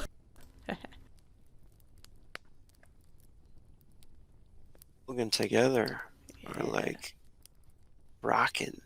Okay, so you guys are both pulling this pallet out, and Orin, you rush in and notice the families that are screaming up top. It seems like that they've already been trapped. The stairs are all on fire, and you can hear some of the children up there screaming for help and calling for their parents. And that's when you notice Grim struggling with a ladder at the door of the building, trying to help them. Looks like the fire has already spread across into more buildings next door as well, and people are trying to run and put it out. You know, very little they can do though. The fire is just engulfing everything and rapidly spreading, and people are trying to throw water on it and stuff like that, but wasting all of their water to little avail. Throwing snow on it is the same kind of thing too. Everything's made of wood. Elrin and Grim, what are you guys gonna do? I'm Trying to putting the ladder up to one of the upstairs windows, calling for them to come out. If they don't, I'll go up and break the window and help as many out as I can. and you're able to get up there and shatter the window. You are able to help some of the people. Morin, you're going to try to get some of the children out from the stairway there? If it's possible, you said that it had been collapsed. So, but if she can possibly get anybody out from that area, and help from that direction, she would try. Okay, go ahead and do a intelligence check.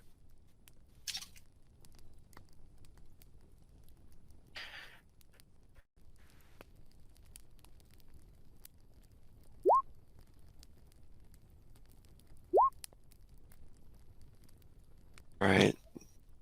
Yeah, you pretty much have no way of getting them out that way, so you end up helping Grimmin out. And Elrin, you were trying to throw snow on the fire as well. Yeah, that's what he was doing until you heard the scream. And Elrin, go ahead and make a dexterity check and see if you can save anybody.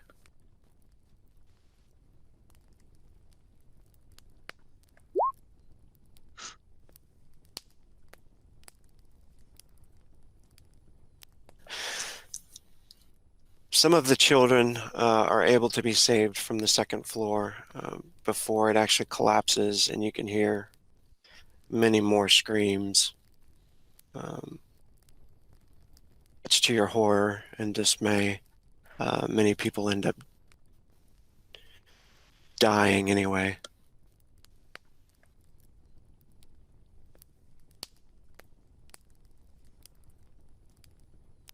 Don't you say it. Jesus. Can you hear me? Yes. Okay. Damn it, Matt. You just don't need them as much.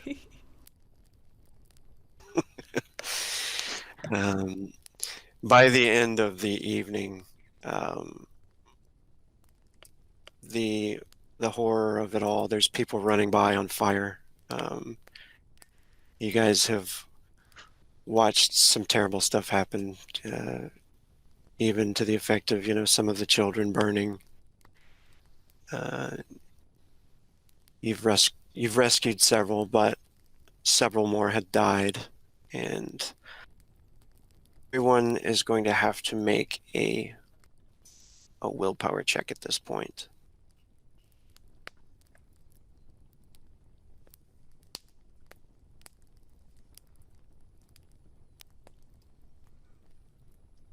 Target number is 9. Oh no. Oh no. Warren seems to be the only one. So everybody drops a mental fatigue point. On your character, you can add it, but I'll just add it right here on your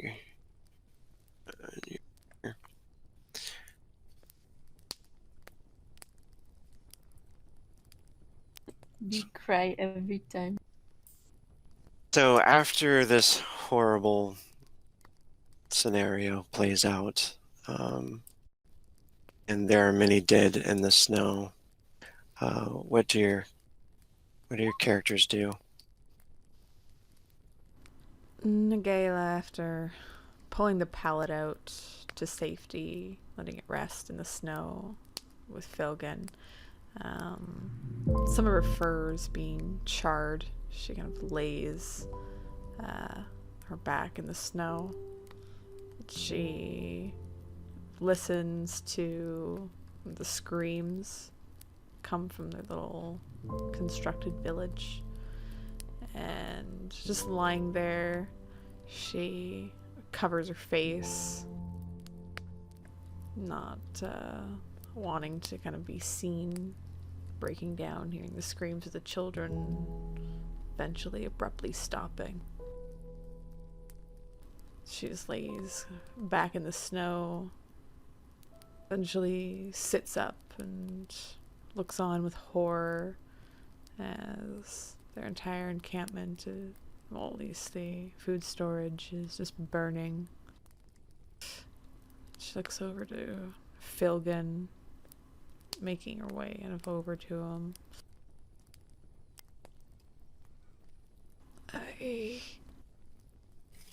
This is started by a brawl.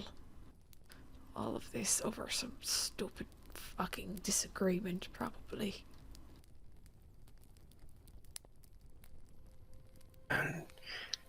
You can see the torment on his face, and he shakes his head, and he comes over and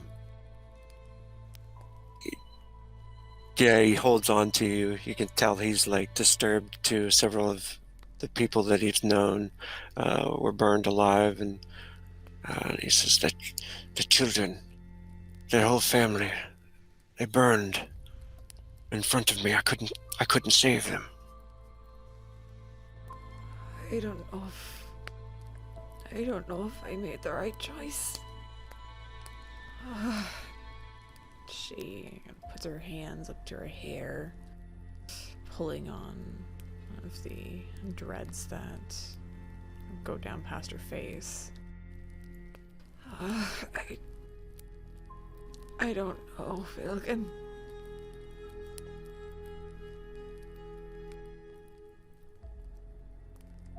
Perhaps we should have helped them. Maybe more would be Notice advised. Diggy's. Sorry, go ahead. No, go ahead.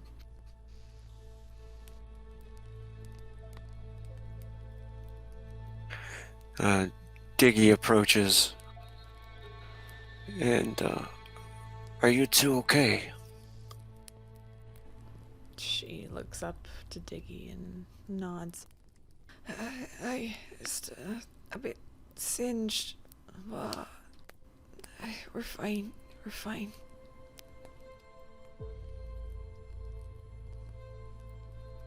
Should have saved the children, Filgan says. Diggy's looking around at the entire camp, kind of just in flames still, and people are out there crying in the snow and trying to heal some of their loved ones.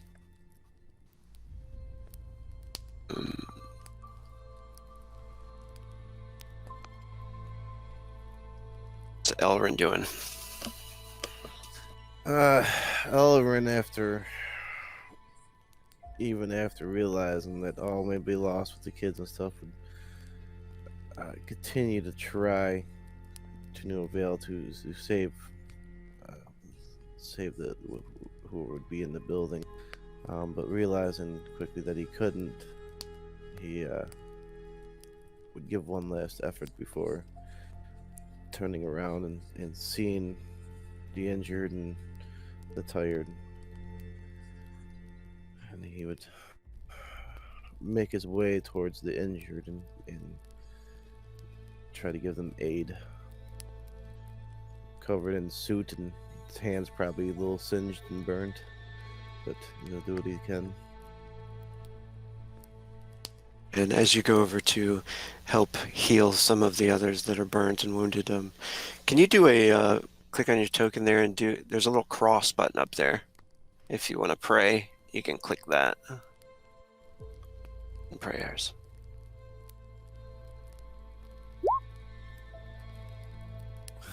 Sadly, the gods are not with us tonight. How's Grimmin? How's he affected by this? Despite saying that he is a survivor, he is greatly affected by the death of children. Do his best to bring bodies and prepared for burial. Won't sleep, won't eat, simply working. He has all identifiable remains.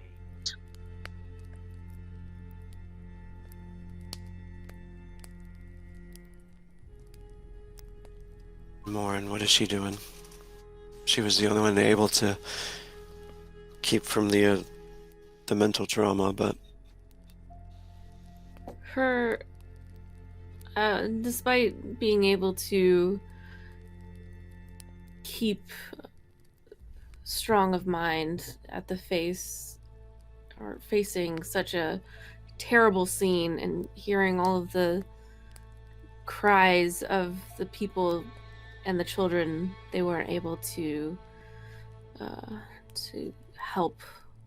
Her eyes glisten with tears she's holding back as she's helping anybody who did survive. She'll help bandage where she can, and all the while she's going to be looking for Granny to see if she made it. do find Granny. She's still kicking, and she's totally destroyed and by the loss of some of the families and things. And she's over there petting the head of one of the fathers that lost his wife and daughter, and she nods over to you and puts a hand on your arm as you get over there. I'm so glad you made it, child. I'm glad you made it as well. Are you injured? Only a few burns, but I'll be fine. The food. Nagala tried to save as much of it, but and then Morin looks back over at the storage and where it's where the flames have just completely overrun it. I fear your vision may come to pass sooner than later. He looks at you kind of horrified at that, and like she almost didn't think about it, and as the realization sets in, she nods, closes her eyes, and I hope that does not happen. Perhaps Nagalen and the others that saved some of the food, perhaps they saved enough. Have you seen any signs that we could perhaps... It seems like Morin is now grasping at straws. Her eyes kind of dart around the ground before them as she's just thinking about what they could possibly do in such a horrific time with everything that they're faced with. But she's trying to think logically, trying to think on how they can continue to survive, those of them who were able to make it out. The threads, is this... I'm just trying to find out if there's any sort of Now that our food has been almost completely taken from us, what's next? She shakes her head and frowns. She says, "I'm sorry, my lass. I don't have any answers."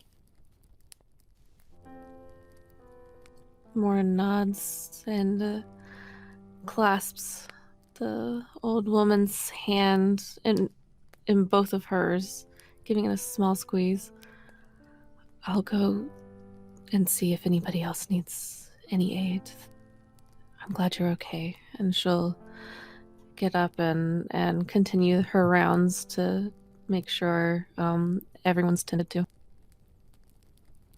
She nods, and with that, the scene moves over to several days passing. The twin suns have set for good for the next 100 days, basically. So it's going to be darkness. All the target numbers basically raise. Hunting becomes more difficult. Everything basically becomes more difficult. And especially with what the town has been reduced to, it's been... You notice after a few days that small camps are set up, and it looks to be like people are divided now. Some people have gone to join up with Nerwig, and a few of the others, you can tell Nerwig's been totally destroyed by the whole situation and has been very angry. Nerwig and the brewer seem to be kind of hoarding the mead over there in that area, and some people are trying to hide food now, so it's gotten pretty bad. And as the weeks pass, everybody go ahead and make a body check. On your attributes, you'll go to body, and this is for the your pretty much the lack of food. Target number is 12. Oh, nice. Nice. Oh, everybody's hard. Hell yeah. So none of you have taken any physical fatigue points from the loss of food. Everybody's pretty much down to like half rations. It's a good thing I laid that winter. food aside, isn't it? And we're going to move to a scene here where you guys are going to be planning on what to do. Your tent is quite dark now, and as the weeks pass by, there's going to be 2 more months of total darkness and very little food. You guys are pretty much going to have to plan on what to do. At this point, yeah, Nerwig, like I was saying, Nerwig has a camp on one side of the encampment, and you also notice that what's his name here?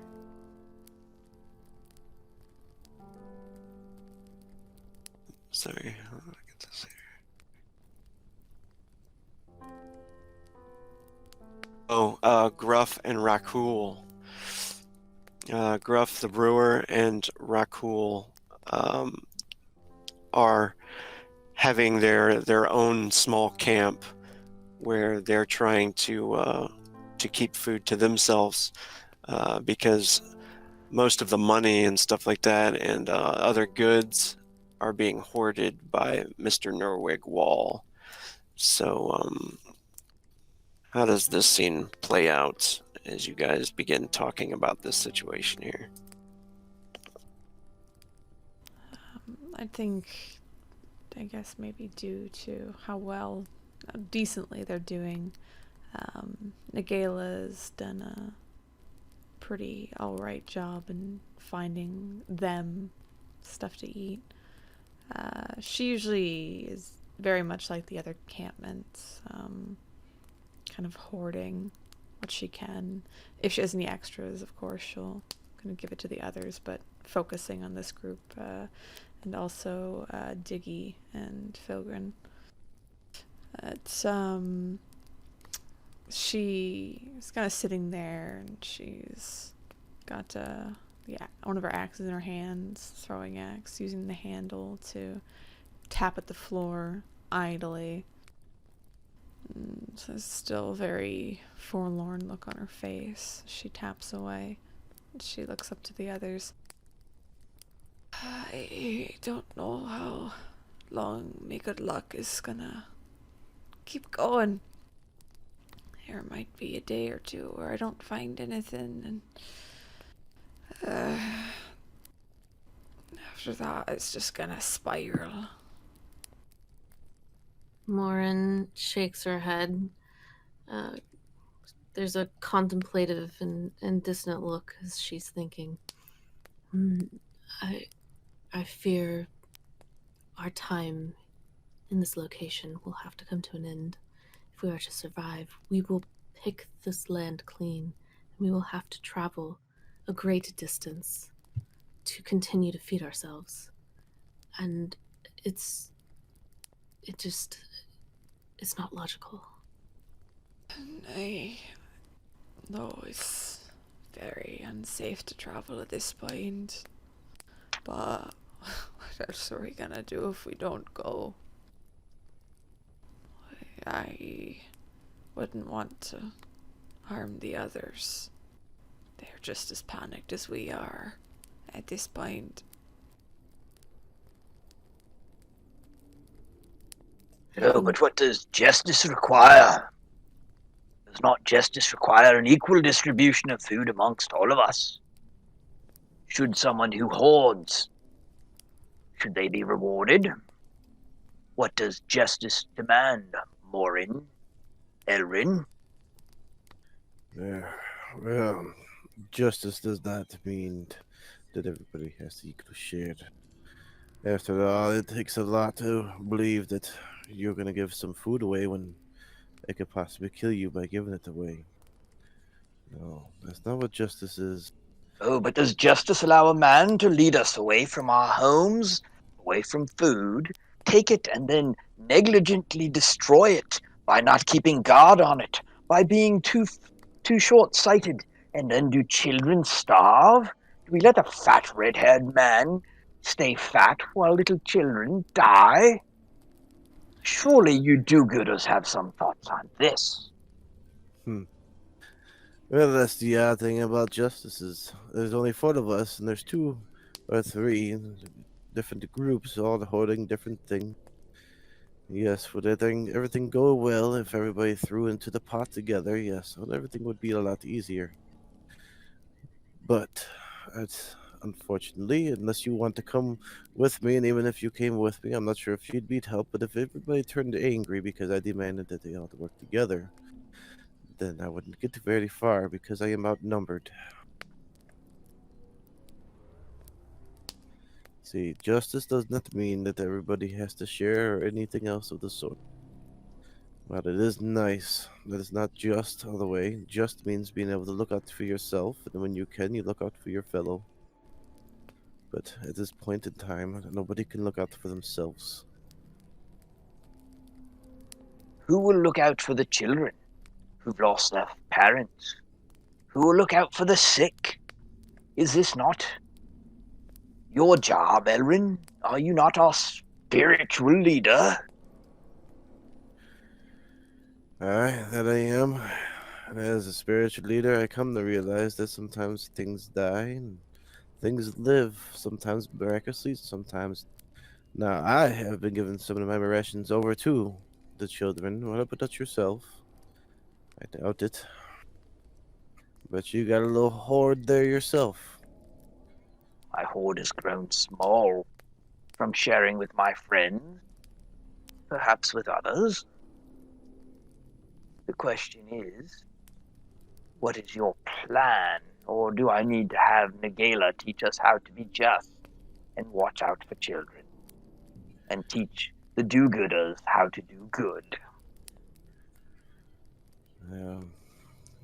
Like I said, there's a fine line between justice and making everybody. It'd be unfair for those who gather and don't want to share. It's their own problem.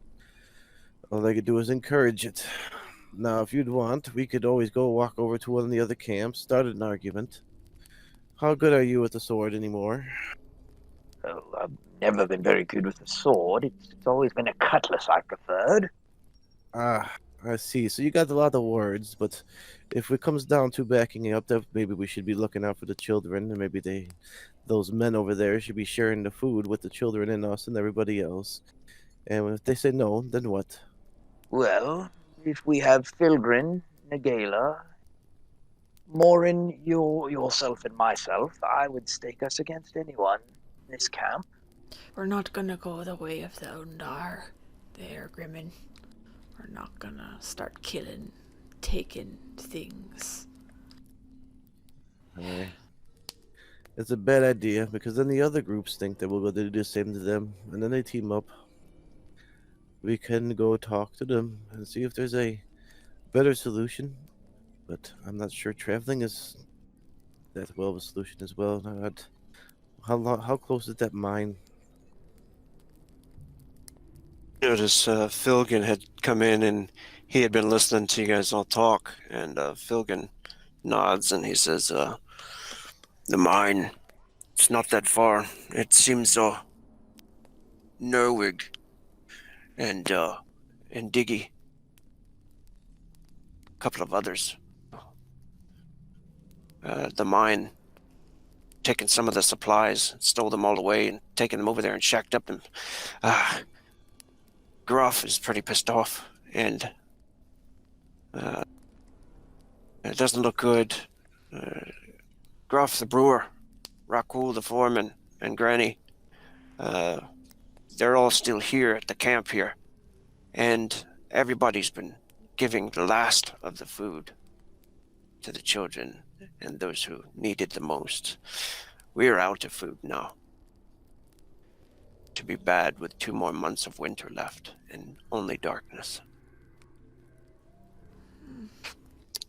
Perhaps we should go to the mine and find just out what Mr. Wall has planned. I think we should be speaking with him. Well, not go with attempts to attack. I don't think we should have that in mind, but as well, we have discussed, we should be ready in case they decide to. If they act like animals, we'll put them down like animals. I agree, but in these dire situations, we need to steel our minds with the thought that perhaps it will result in some form of violence for purposes of, and then she points to Grimmin, justice. We do need to figure out a way to help each other out without violence, but if it does result in such, I suppose we should carry what we can for such a need. Perhaps we should get everybody to move towards the mine. We should discuss with them first. We don't want to put the others here in harm's way. And just a quick note, the mine isn't too far away from them, correct? It's a couple miles walk. I'd probably say about an hour away, walking through dark snow and cold. So weak people probably wouldn't be able to make the trek or anything. Morin then would shake her head. We should only consider bringing maybe one or two capable individuals alongside us, but we need people here to protect the children, to protect the elderly, while we attempt to negotiate and discuss possible trade, possible um, anything to live out these next 2 months. Aye. What if I take this, the message to the brewer and to Granny, and perhaps you all could go talk to Mr. Wall about the situation? Yeah, I think we could do that. More nods in agreement.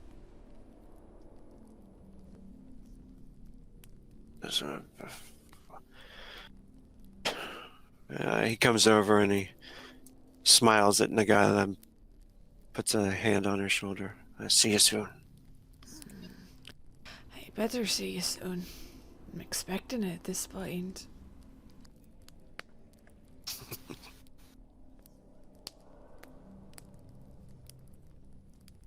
With that, as you are all leaving, you get your equipment all together, your weapons and whatnot, probably a couple of torches. You all move off through the snow, and it's pretty much a blizzard. Wind blowing, you can't see very far at all in front of your face. Just cold as hell. And I'm going to move you guys to the scene. As you're moving through the snow, you see a light. I see a light. There we go. Aha. In the dark,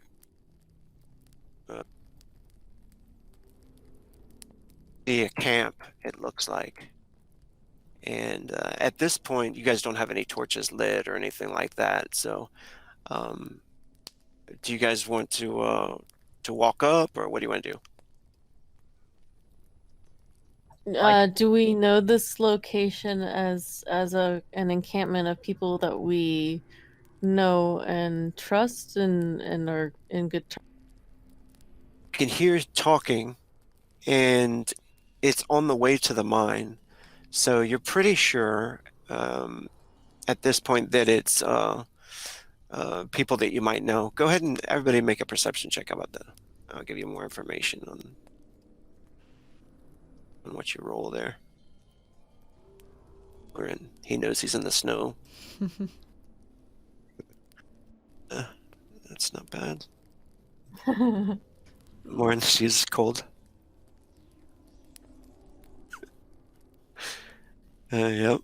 There you guys are in the snow. Nagaila is can see through the trees. You see by the fire. You're pretty sure that's Mink, the blacksmith that's been working with Grimmin. Okay. She could have swims through the snow, and she gestures over to everyone else to follow her. I see Mink over there. We can probably light our torches on the way. Did my boy head down this way as well? No, he headed back to the camp to let the others know what you guys were about to do. Yeah, she just gestures over this way. We should head over. I mean, we know him anyway. I agree. I mean, otherwise, what are we gonna do? Skulk about them, try to work our way around them, and then what? We need to hear what they have to say and their opinions, right? I might as well see how they're doing. Probably worse for wear, same as us. Aye. And she will lead the way, kind of through the snow. The trees there. Yeah, I'm guessing she can move through here. Yeah, you can walk. Yeah. Yeah, you walk through all the trees and stuff, and you notice some of the old barrels and stuff are buried in the snow. You do notice Granny is with them, it looks like. And as you start to approach, though, Granny, you notice, is dead. And there's blood all over the snow, and they are cutting her up into pieces. And they turn and regard you as you approach and look at you kind of dumbfounded for a moment. What? She was close to the end. We eased her transition. What are you doing?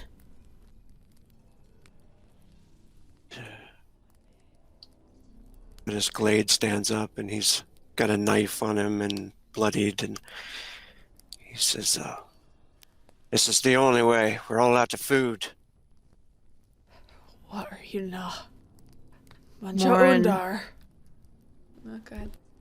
Oh, sorry. Morin points her spear at them. Don't you touch her. Too late, lass. She's dead. And you will not touch her body.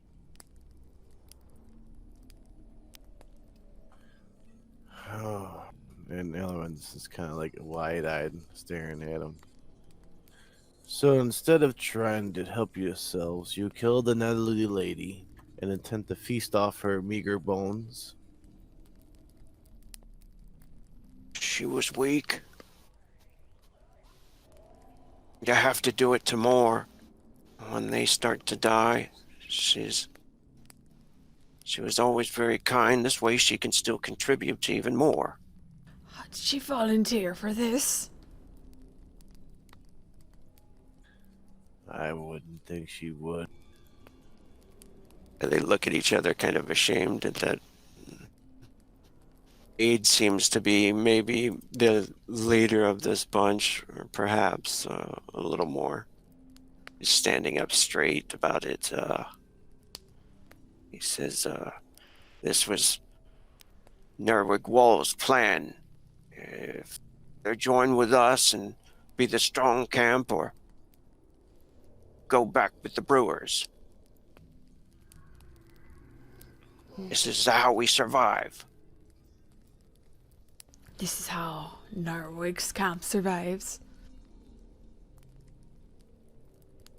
He's the strong one. I'll show you strong when I bash your fucking brains in.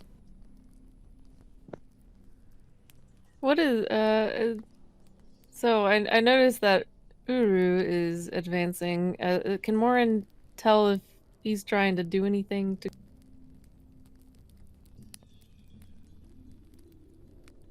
Bruce seems like he's about to go over there and grab her body and pull it away. Morin will take a step forward. I said don't touch her. You can see they're all kind of like reaching for their weapons. Glade is kind of staring at this point. What's it gonna be? You join with us? Against us? You can join with us and fight for something better. You can fight for food and not have to eat each other. No, they ain't joining with us, Morin. No, they're bloody murderers. Bloody cannibals. Aye, they are beyond our help. I only think they're good for is the slaughter now. And the other one would pull out his blade. The guy that would pull out her axes.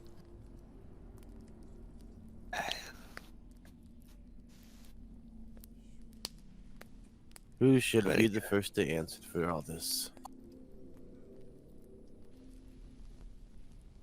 He pulls out his blade and he's like, well, then you chose the wrong side. We can go ahead and do a niche. Alright.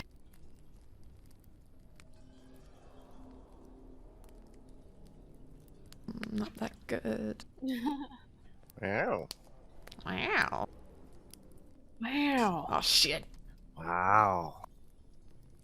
Ow. Yeah. These fucks are gonna die.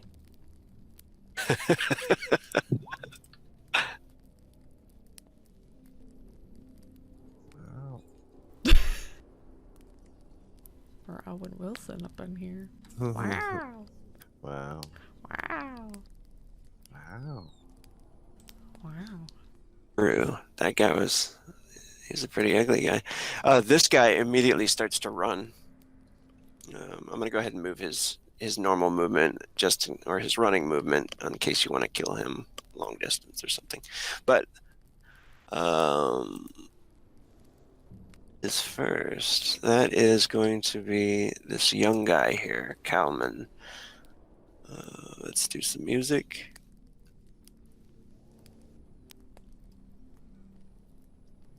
The pirate. Oh, Grim, and he's all sneaking around over there. He's just walking away from us. I'm fighting He's bears. like, Like, "Liz." Fighting bears for you, not me. nice.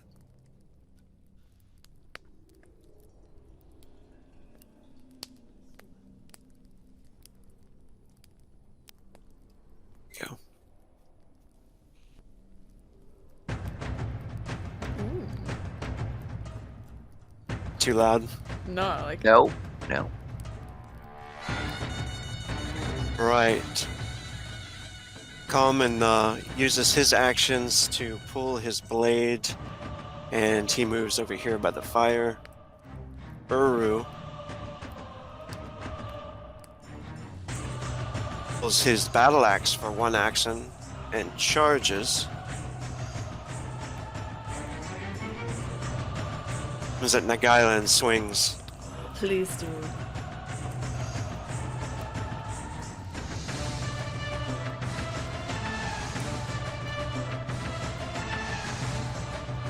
Ho-ho! Nice. She rolls out of the way as Uru comes up and takes the swipe at her with his axe. As axe. Yeah. He just barely misses, and it's your turn. He swings over her head. She is going to. I guess I'll do. Oh, I'm gonna attack with the axes, multiple. I'll just do, I guess, quick strikes with these. But should I do Iron Axe 2 strikes? Does that count as 2 actions then? If you want to do 2 quick strikes. Yeah, just like because I have both axes in hand, right? Yeah, you can do that. Okay. Or you can mix it up. You can do 1 heavy strike and Yeah, let's one do 1 quick heavy strike, strike and whatever. 1 quick. so the first one heavy. Yes. Just put 3 strikes or 3 actions Combo attack? combo. Yeah. Oh, okay. Never mind. Yeah. Oh, this yeah. is the heavy strike, right? Okay, yeah, this is the heavy strike. He's gonna try to block with his axe. Ah ha ha! So the heavy not. attack gets through. Power 2. Yeah. Oh. Oh wait, 1 sec. Do I have anything to add with my stuff? No, that's okay. She's got to get hit first, right? Yeah, which is fine, but I haven't gotten hit yet. Rage. Yeah. Ow! Wow! So what that look like is you kill him. Yeah, she takes her 1 axe up into her hands, and as she rolls out of the way to dodge his first strike, her axe in her left hand comes up, and with like this heavy, sickening sound, just crunches into the bones in his neck as she slices through. and starts bleeding. Blood gushes from his neck. She is going to charge, because I do have 3 3 actions with dual wielding. And she's gonna charge over to this guy here. Has a short sword in his hand. And let's see, 2 more movement, and oh, it's just movement. Okay. Does charge Burn of give me Frenzy. anything? Yeah, I can burn a frenzy No. to do another heavy attack. Ooh.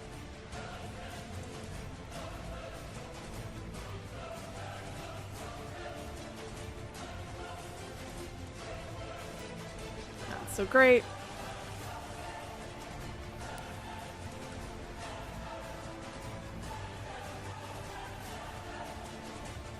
Tries to dodge out of the way and just barely does. I am gonna spend 1 more frenzy to do quick strike with my right. Frenzy for this round. Oh my goodness.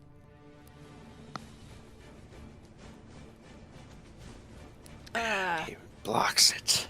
So she just comes in after dodges. slicing up Uru, and she starts to wail on Glade, but he blocks kind of every attack, just parrying it away. Ink spends 1 action drawing his blade and or his hand axe, and when he gets over to Elrin, he is going to try to hit him with the axe. Quick attack. Now you have a shield, Elrin, so you can use it to block when you go to your defense up there. Okay. And it'll give you the bonus, extra bonus. You want to match 17 or beat it. If you roll a nat 20, it's a critical and you get a riposte attack. Okay, so let's click on block, right? I click on defense, and Block I mean with block's shield. probably your best bet. Yeah, Yeah. just defense. Ooh. Ah, No. so now you have an armor of. Oh crap! It's not written on there. Let's see. You have a 10 armor, so that's your total armor value. So whatever damage he does right here, you soak 10 of it. All right. It was only a quick attack, so well, I'm not going to say that. So 9. 19, so you take 9 damage from your hit points. You know how to take it off the green there? Yep. He does not enough to knock you down, but he comes in and takes a quick slice and catches you across the arm, I guess, before you can get his shield up. Or Yeah, feels it cuts into his skin, raises his shield up, trying to ignore the pain, stay focused on the attack in front of him. Doesn't think that's quick enough. And Grimmon's turn. Are you trying to sneak up over there? Yes. Okay. Do I need to roll stealth? At this point, do concealment, because there's plenty of noise going around with the fighting and stuff. So cool. 13. So who are you trying to sneak up to? Alner. Oh, your movement. Oh, sorry, I didn't mean to grab you. Movement is. He's got the short legs, but he has a max movement of 8 hexes. If you have anything to shoot or throw, you could do that. If not, we'll just say you're sneaking for right now.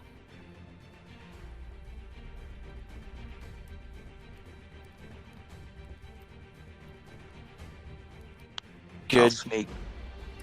All right. So you good for right there? All right.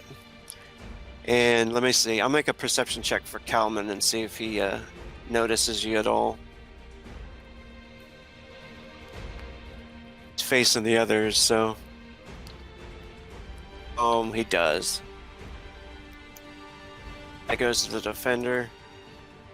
He must have barely caught you there, and he starts to turn and looks at you.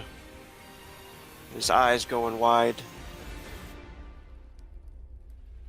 Hello, laddie.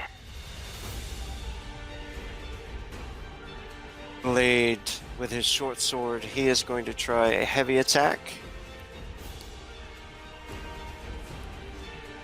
at Nagaila. Oh no. Oh no. Alright. Nope.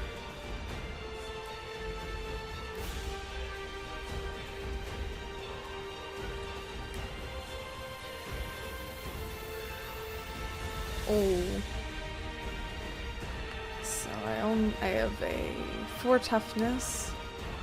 And I have 6 armor, so -10, so 8.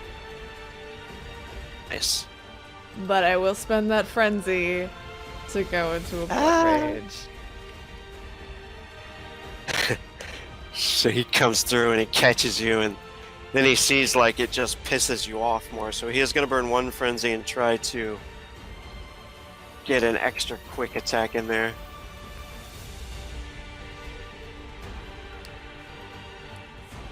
Eyes go wide as it catches you and tries, but he rolls a fumble. And he trips and he falls to the ground. So he is on the ground now, and that is it for him.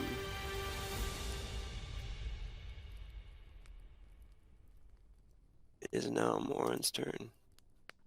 Alright, so Morin's gonna take a step towards Mink. And she does have her spear at the ready, so she is going to thrust that forward towards Mink. You can do a quick attack or you can do a heavy attack for both your actions.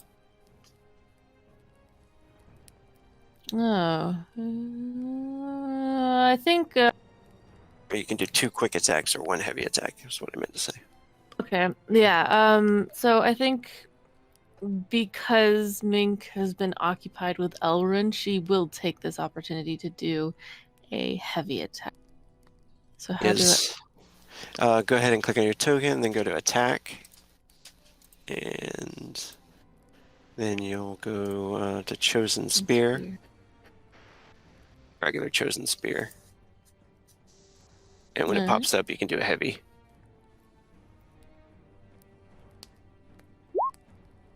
Nice. Well aimed shot. He is outnumbered now, so he's got 2 people on him, so he suffers a little nag. Oh no. But he critically defends. He slaps it out of the way, and he's going to do a quick cut at you or a stab. X. So you're going to have to defend whatever he rolls here, which is an 18. I just click defense. And click a defense. You can either dodge or try to block with your spear. What's he using? He's got a hand axe.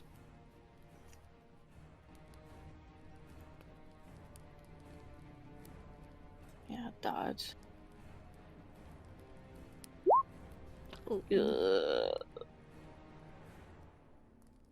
So he does cut you a bit.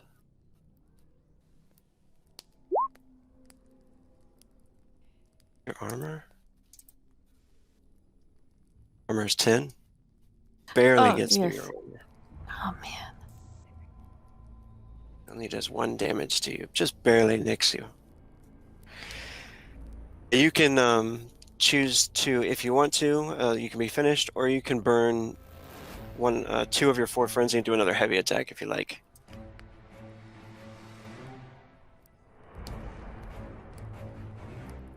That's...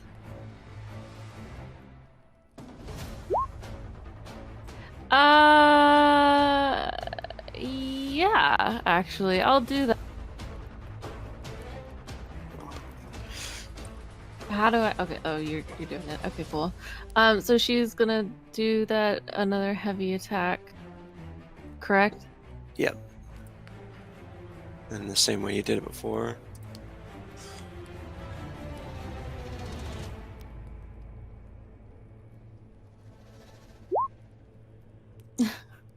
Since it's a not such a good attack, he's going to try to parry it, try to knock it out of the way, and it gives him a little bonus.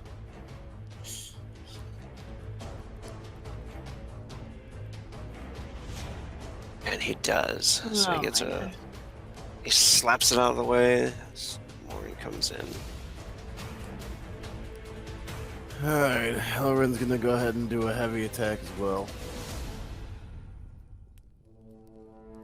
Try to cut him down.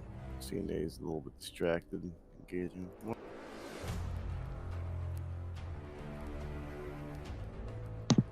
So how would I do this? So I click Elysium Blade. Elysian Blade. Alright. And then yeah, your heavy attack. Attack here.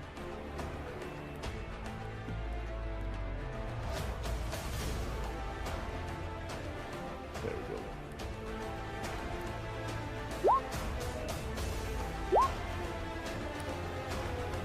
Got him.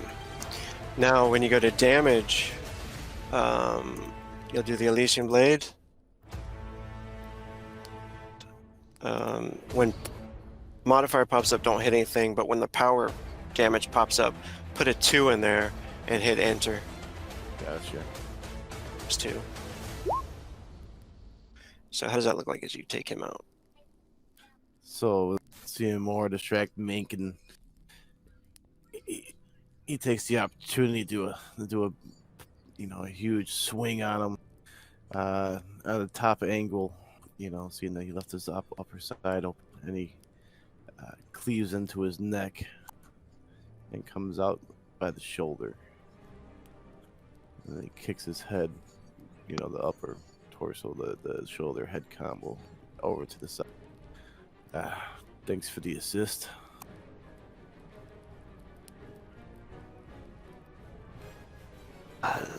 Ulner.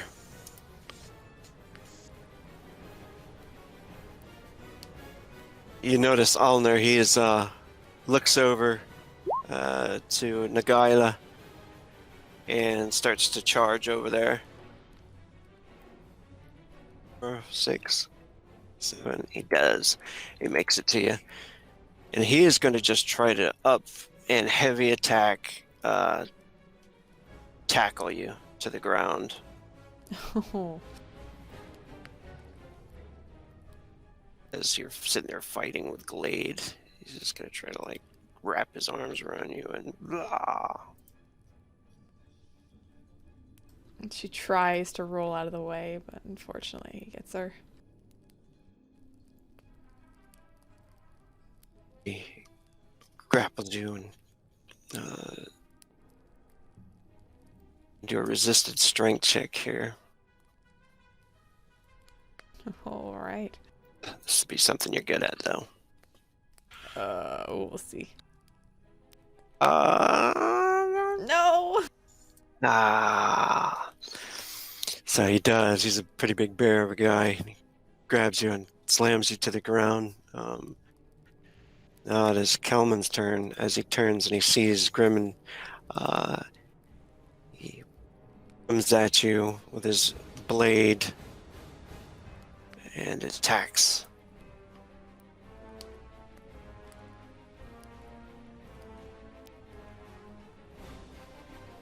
You have a shield as well, Grimmin, so you can use it to block if you like.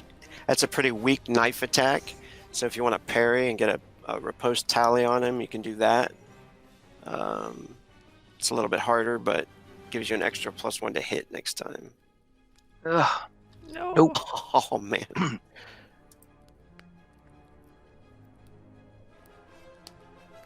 Get a little cut in there. Little cut. I'm just saying that now. A little cut.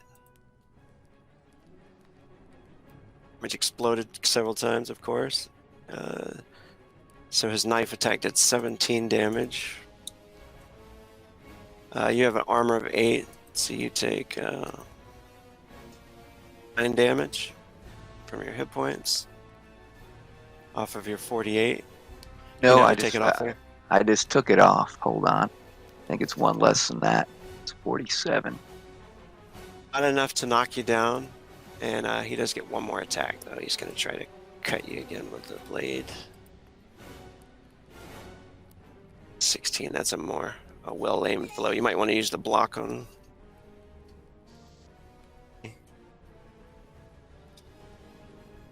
Oh no. Damn. Women. Ugh. I should have stayed back at the tent with me. Mead.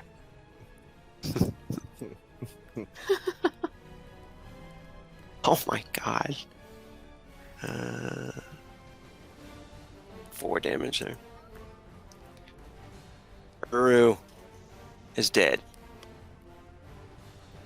Gotta. She's gonna try and I guess she's pinned down. She's gonna try and struggle out of it. Say, let me go! Fight me like a man! So She's blood raging, right? yeah. I think do I get a +2? Is it just attack? Let's see. 2 to strength damage mod. Yeah, go ahead and do the +2 on your strength check. Alright. If, next time we roll one.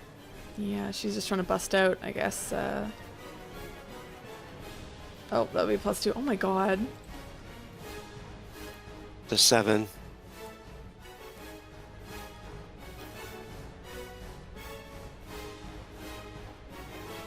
Oh no. Ah. He's still holding you. If you want, you could try biting him. Yeah, okay, I guess that'll be an unarmed action then? 'Cause it doesn't use arms. You want to do a rage, like burn Rage a frenzy bite. and do a rage unarmed attack or something? You don't. Yeah.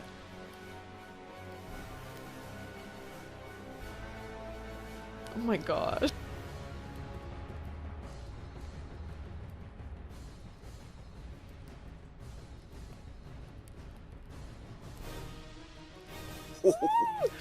So it'll be your unarmed damage, power 2. Alright. Oh god, what would that... shit. Oh wait, no, because I already did. Unarmed. Ah.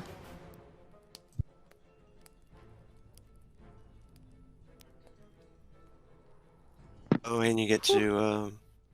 Yeah, added my strength there. Okay, cool. As you severely hurt him with your bite. Yeah, so he's pinning her down, and Nagala just opens her mouth wide and bites into his neck, taking it a chunk before spitting it out, still kind of struggling against him.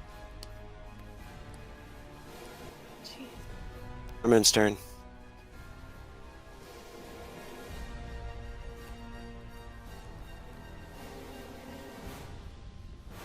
Herman, what do you want to do? Going to attack with an attack with my cutlass. Heavy attack. Ugh. I'm a little out of practice. Alright, so go ahead and roll, click the melee button there.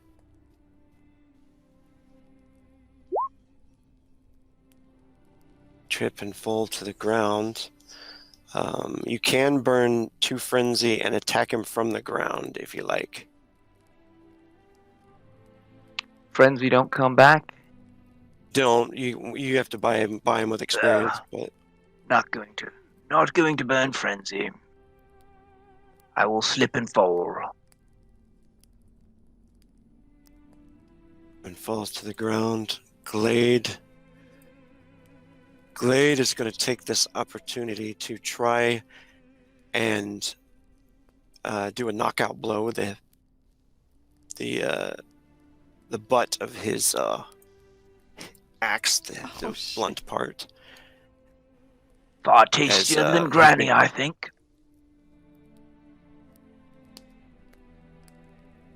Going to try, or the butt of his short sword here.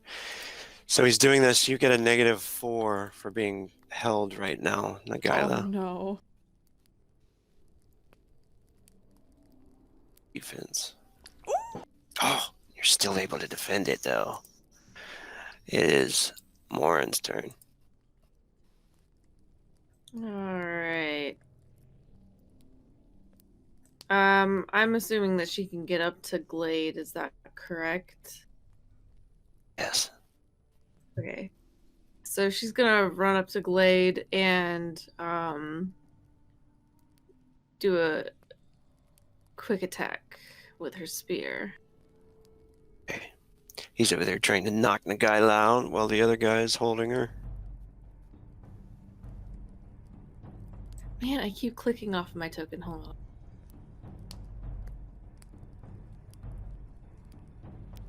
And it's still chosen spear and not the 2 strikes, correct? Yeah, unless you want to just do it quick and do your 2 quick strikes. Okay, You can do yeah. that.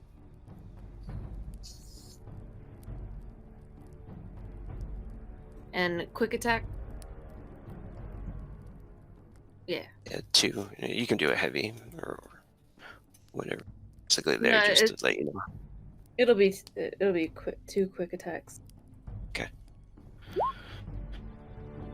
So a 15 and a 21 he's going to have to defend against. The first one he does defend against. The second one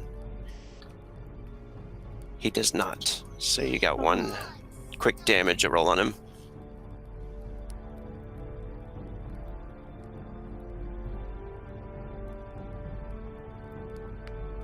Oh, whoa. What? Do I keep the power / combo thing just like, or do I need to put anything in that? Hit enter, yeah. Unless it was a heavy attack. An armor of 3, so it barely gets through and bites him. Do you want to burn any frenzy? No. Orin. All right. Seeing all the excitement down there, he's gonna charge in to help with Morwen and Mikhailo.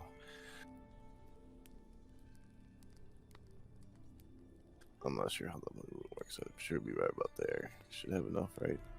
Yeah, you're good. And he's gonna charge in with his sword already swung back and give him a heavy attack.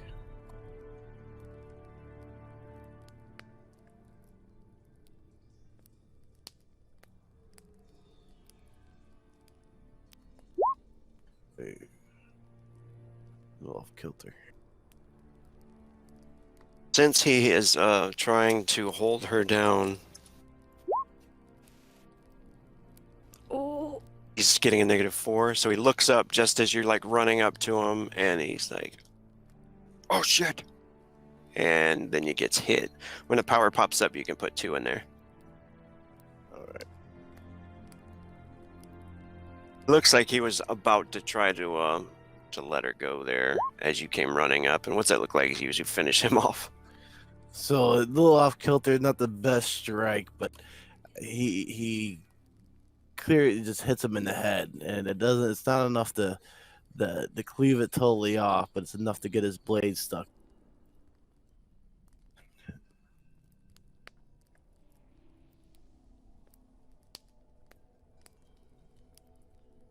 And Kalman. Grimmin is on the ground. He had just missed. Kalman is going to try to just rage him and hit him with a heavy attack with his knife.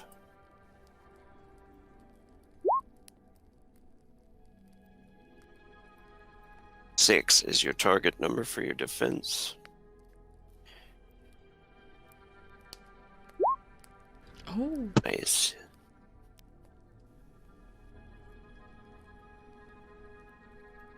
Oh yeah, you were able to easily block that. This turn.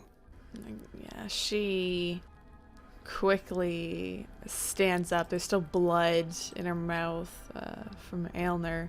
She spits out the piece of flesh that had been in there as she goes for Glade. So do 2 strikes. We'll do 2 quick attacks for now with each axe.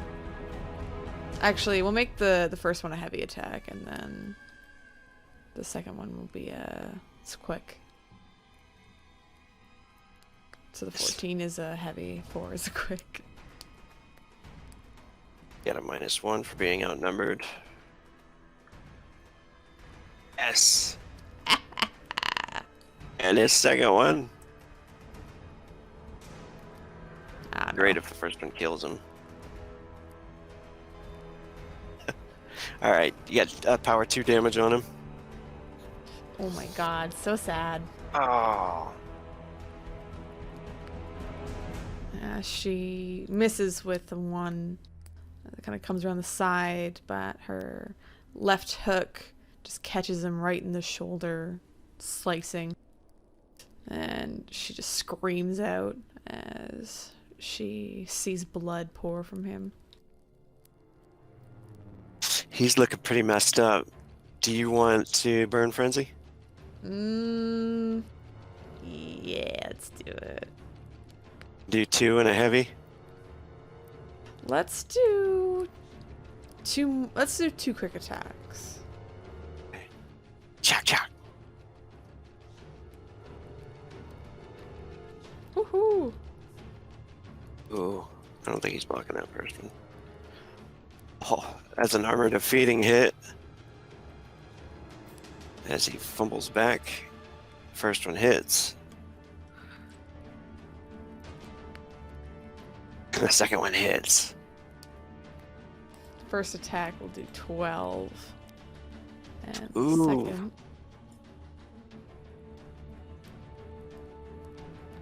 What's the damage on the second? 16 for the second. What's that? He's gone. So she just she slices with the left quickly, and then the right, forming an X on his chest as they cut in deeply, forcing him to his knees as he goes gaunt, his blood pouring out onto the snow, mixing with Granny's.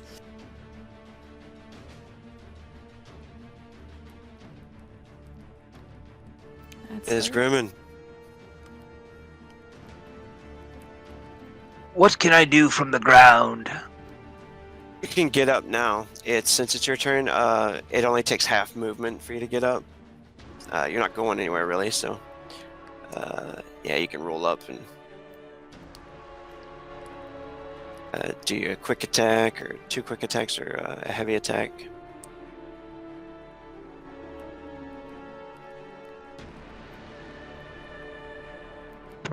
Nice.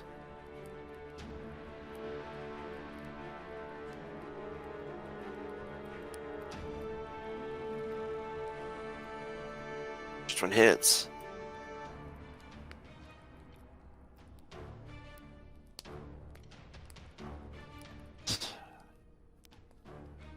Yeah, when you get to the damage, just go ahead and do the cutlass and then enter and enter.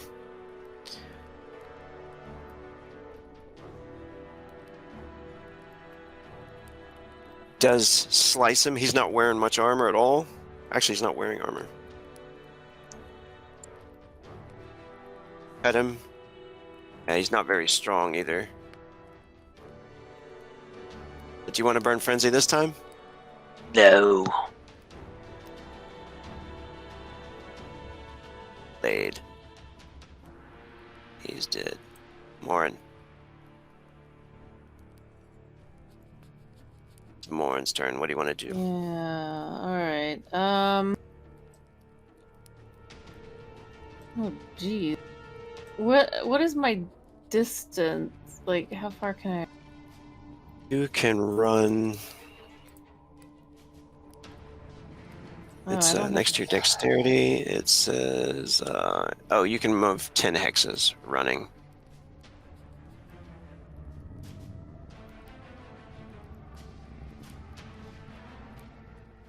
Since you have a spear, you have an extra hex pretty much. Okay, so I would just barely make it, right? Would that be my entire act? Sorry, what? You cut out there? Oh, sorry. Would that be my entire action running up to that, to Kalman? Movement does not take any actions. You can Oh. move at the same time while attacking and all that stuff. So Ooh. it just when you're running, sometimes it takes you suffer modifiers like when you're casting or shooting arrows and stuff like that. But you're good if you're a melee fighter. You can just charge up there and hit him. Nice. All right. I She's do a heavy. going- Yeah. She's gonna go for the heavy since Kalman would be occupied.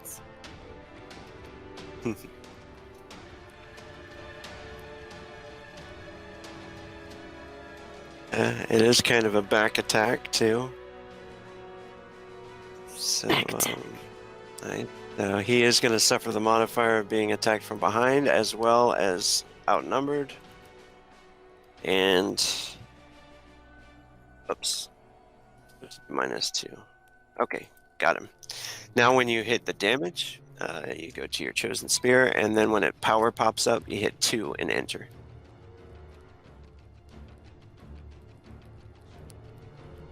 What's that look like as you finish him off? All right, she charges up and like Spartan style leaps through the air and slams her spear right into his back, the exposed portion just above the breastplate. So the spear head bursts out from his throat just above the collarbone, in a splurt of blood across Grimmon's face. I must wipe that off with a handkerchief.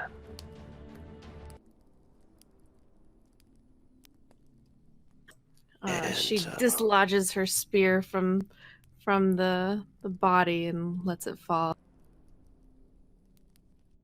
Looks like we're gonna have to cut this in 2, I guess. We'll do closing RP around Grandma. Yeah, as soon as Morin is aware that the threat is over, she's gonna run over to Granny and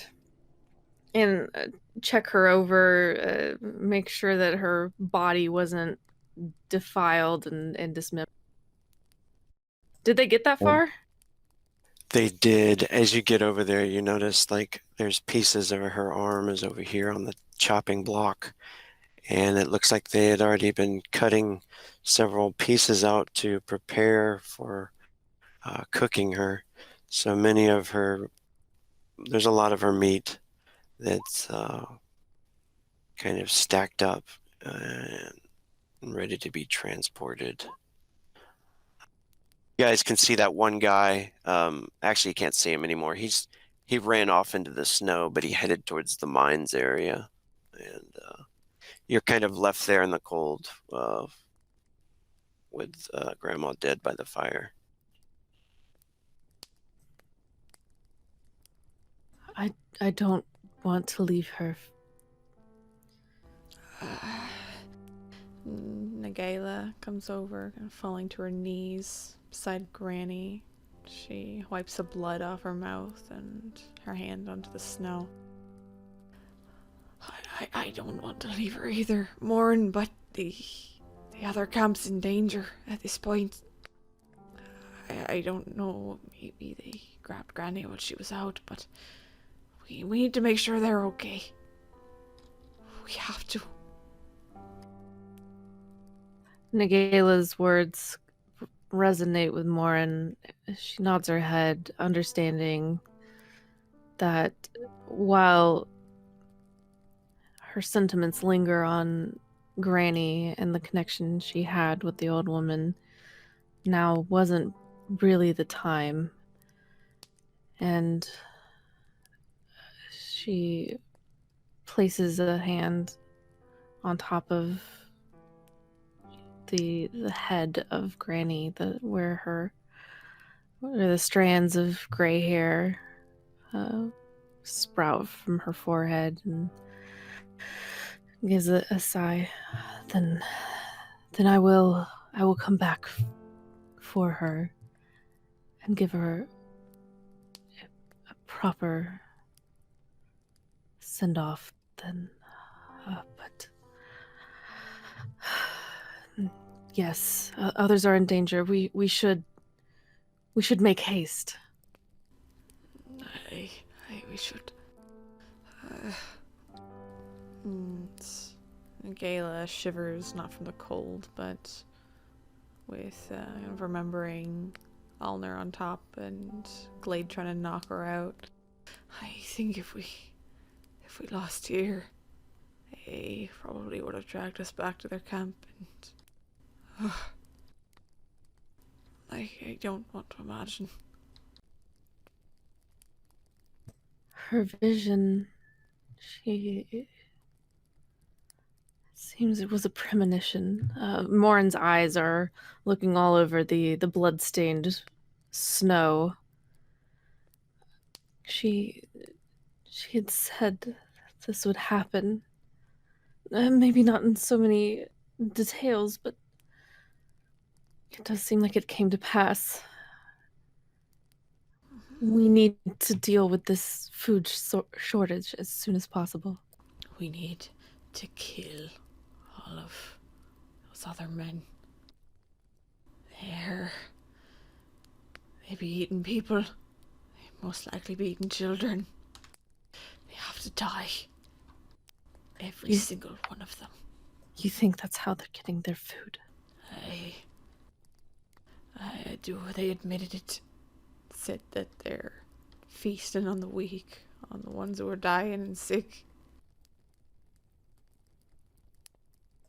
Morin grimaces and looks to Grimmin and Elrin.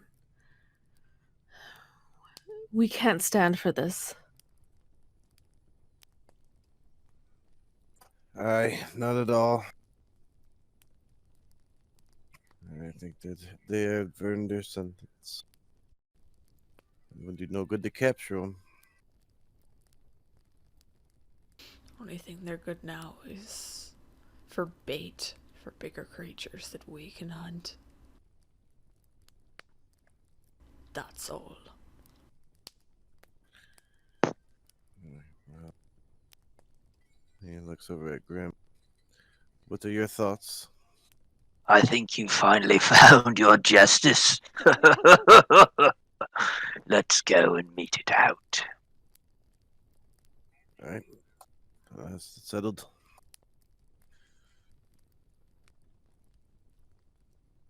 And with that, leave Grandma's body in the snow and walk off into the dark, frozen blizzard towards the mines to enact justice.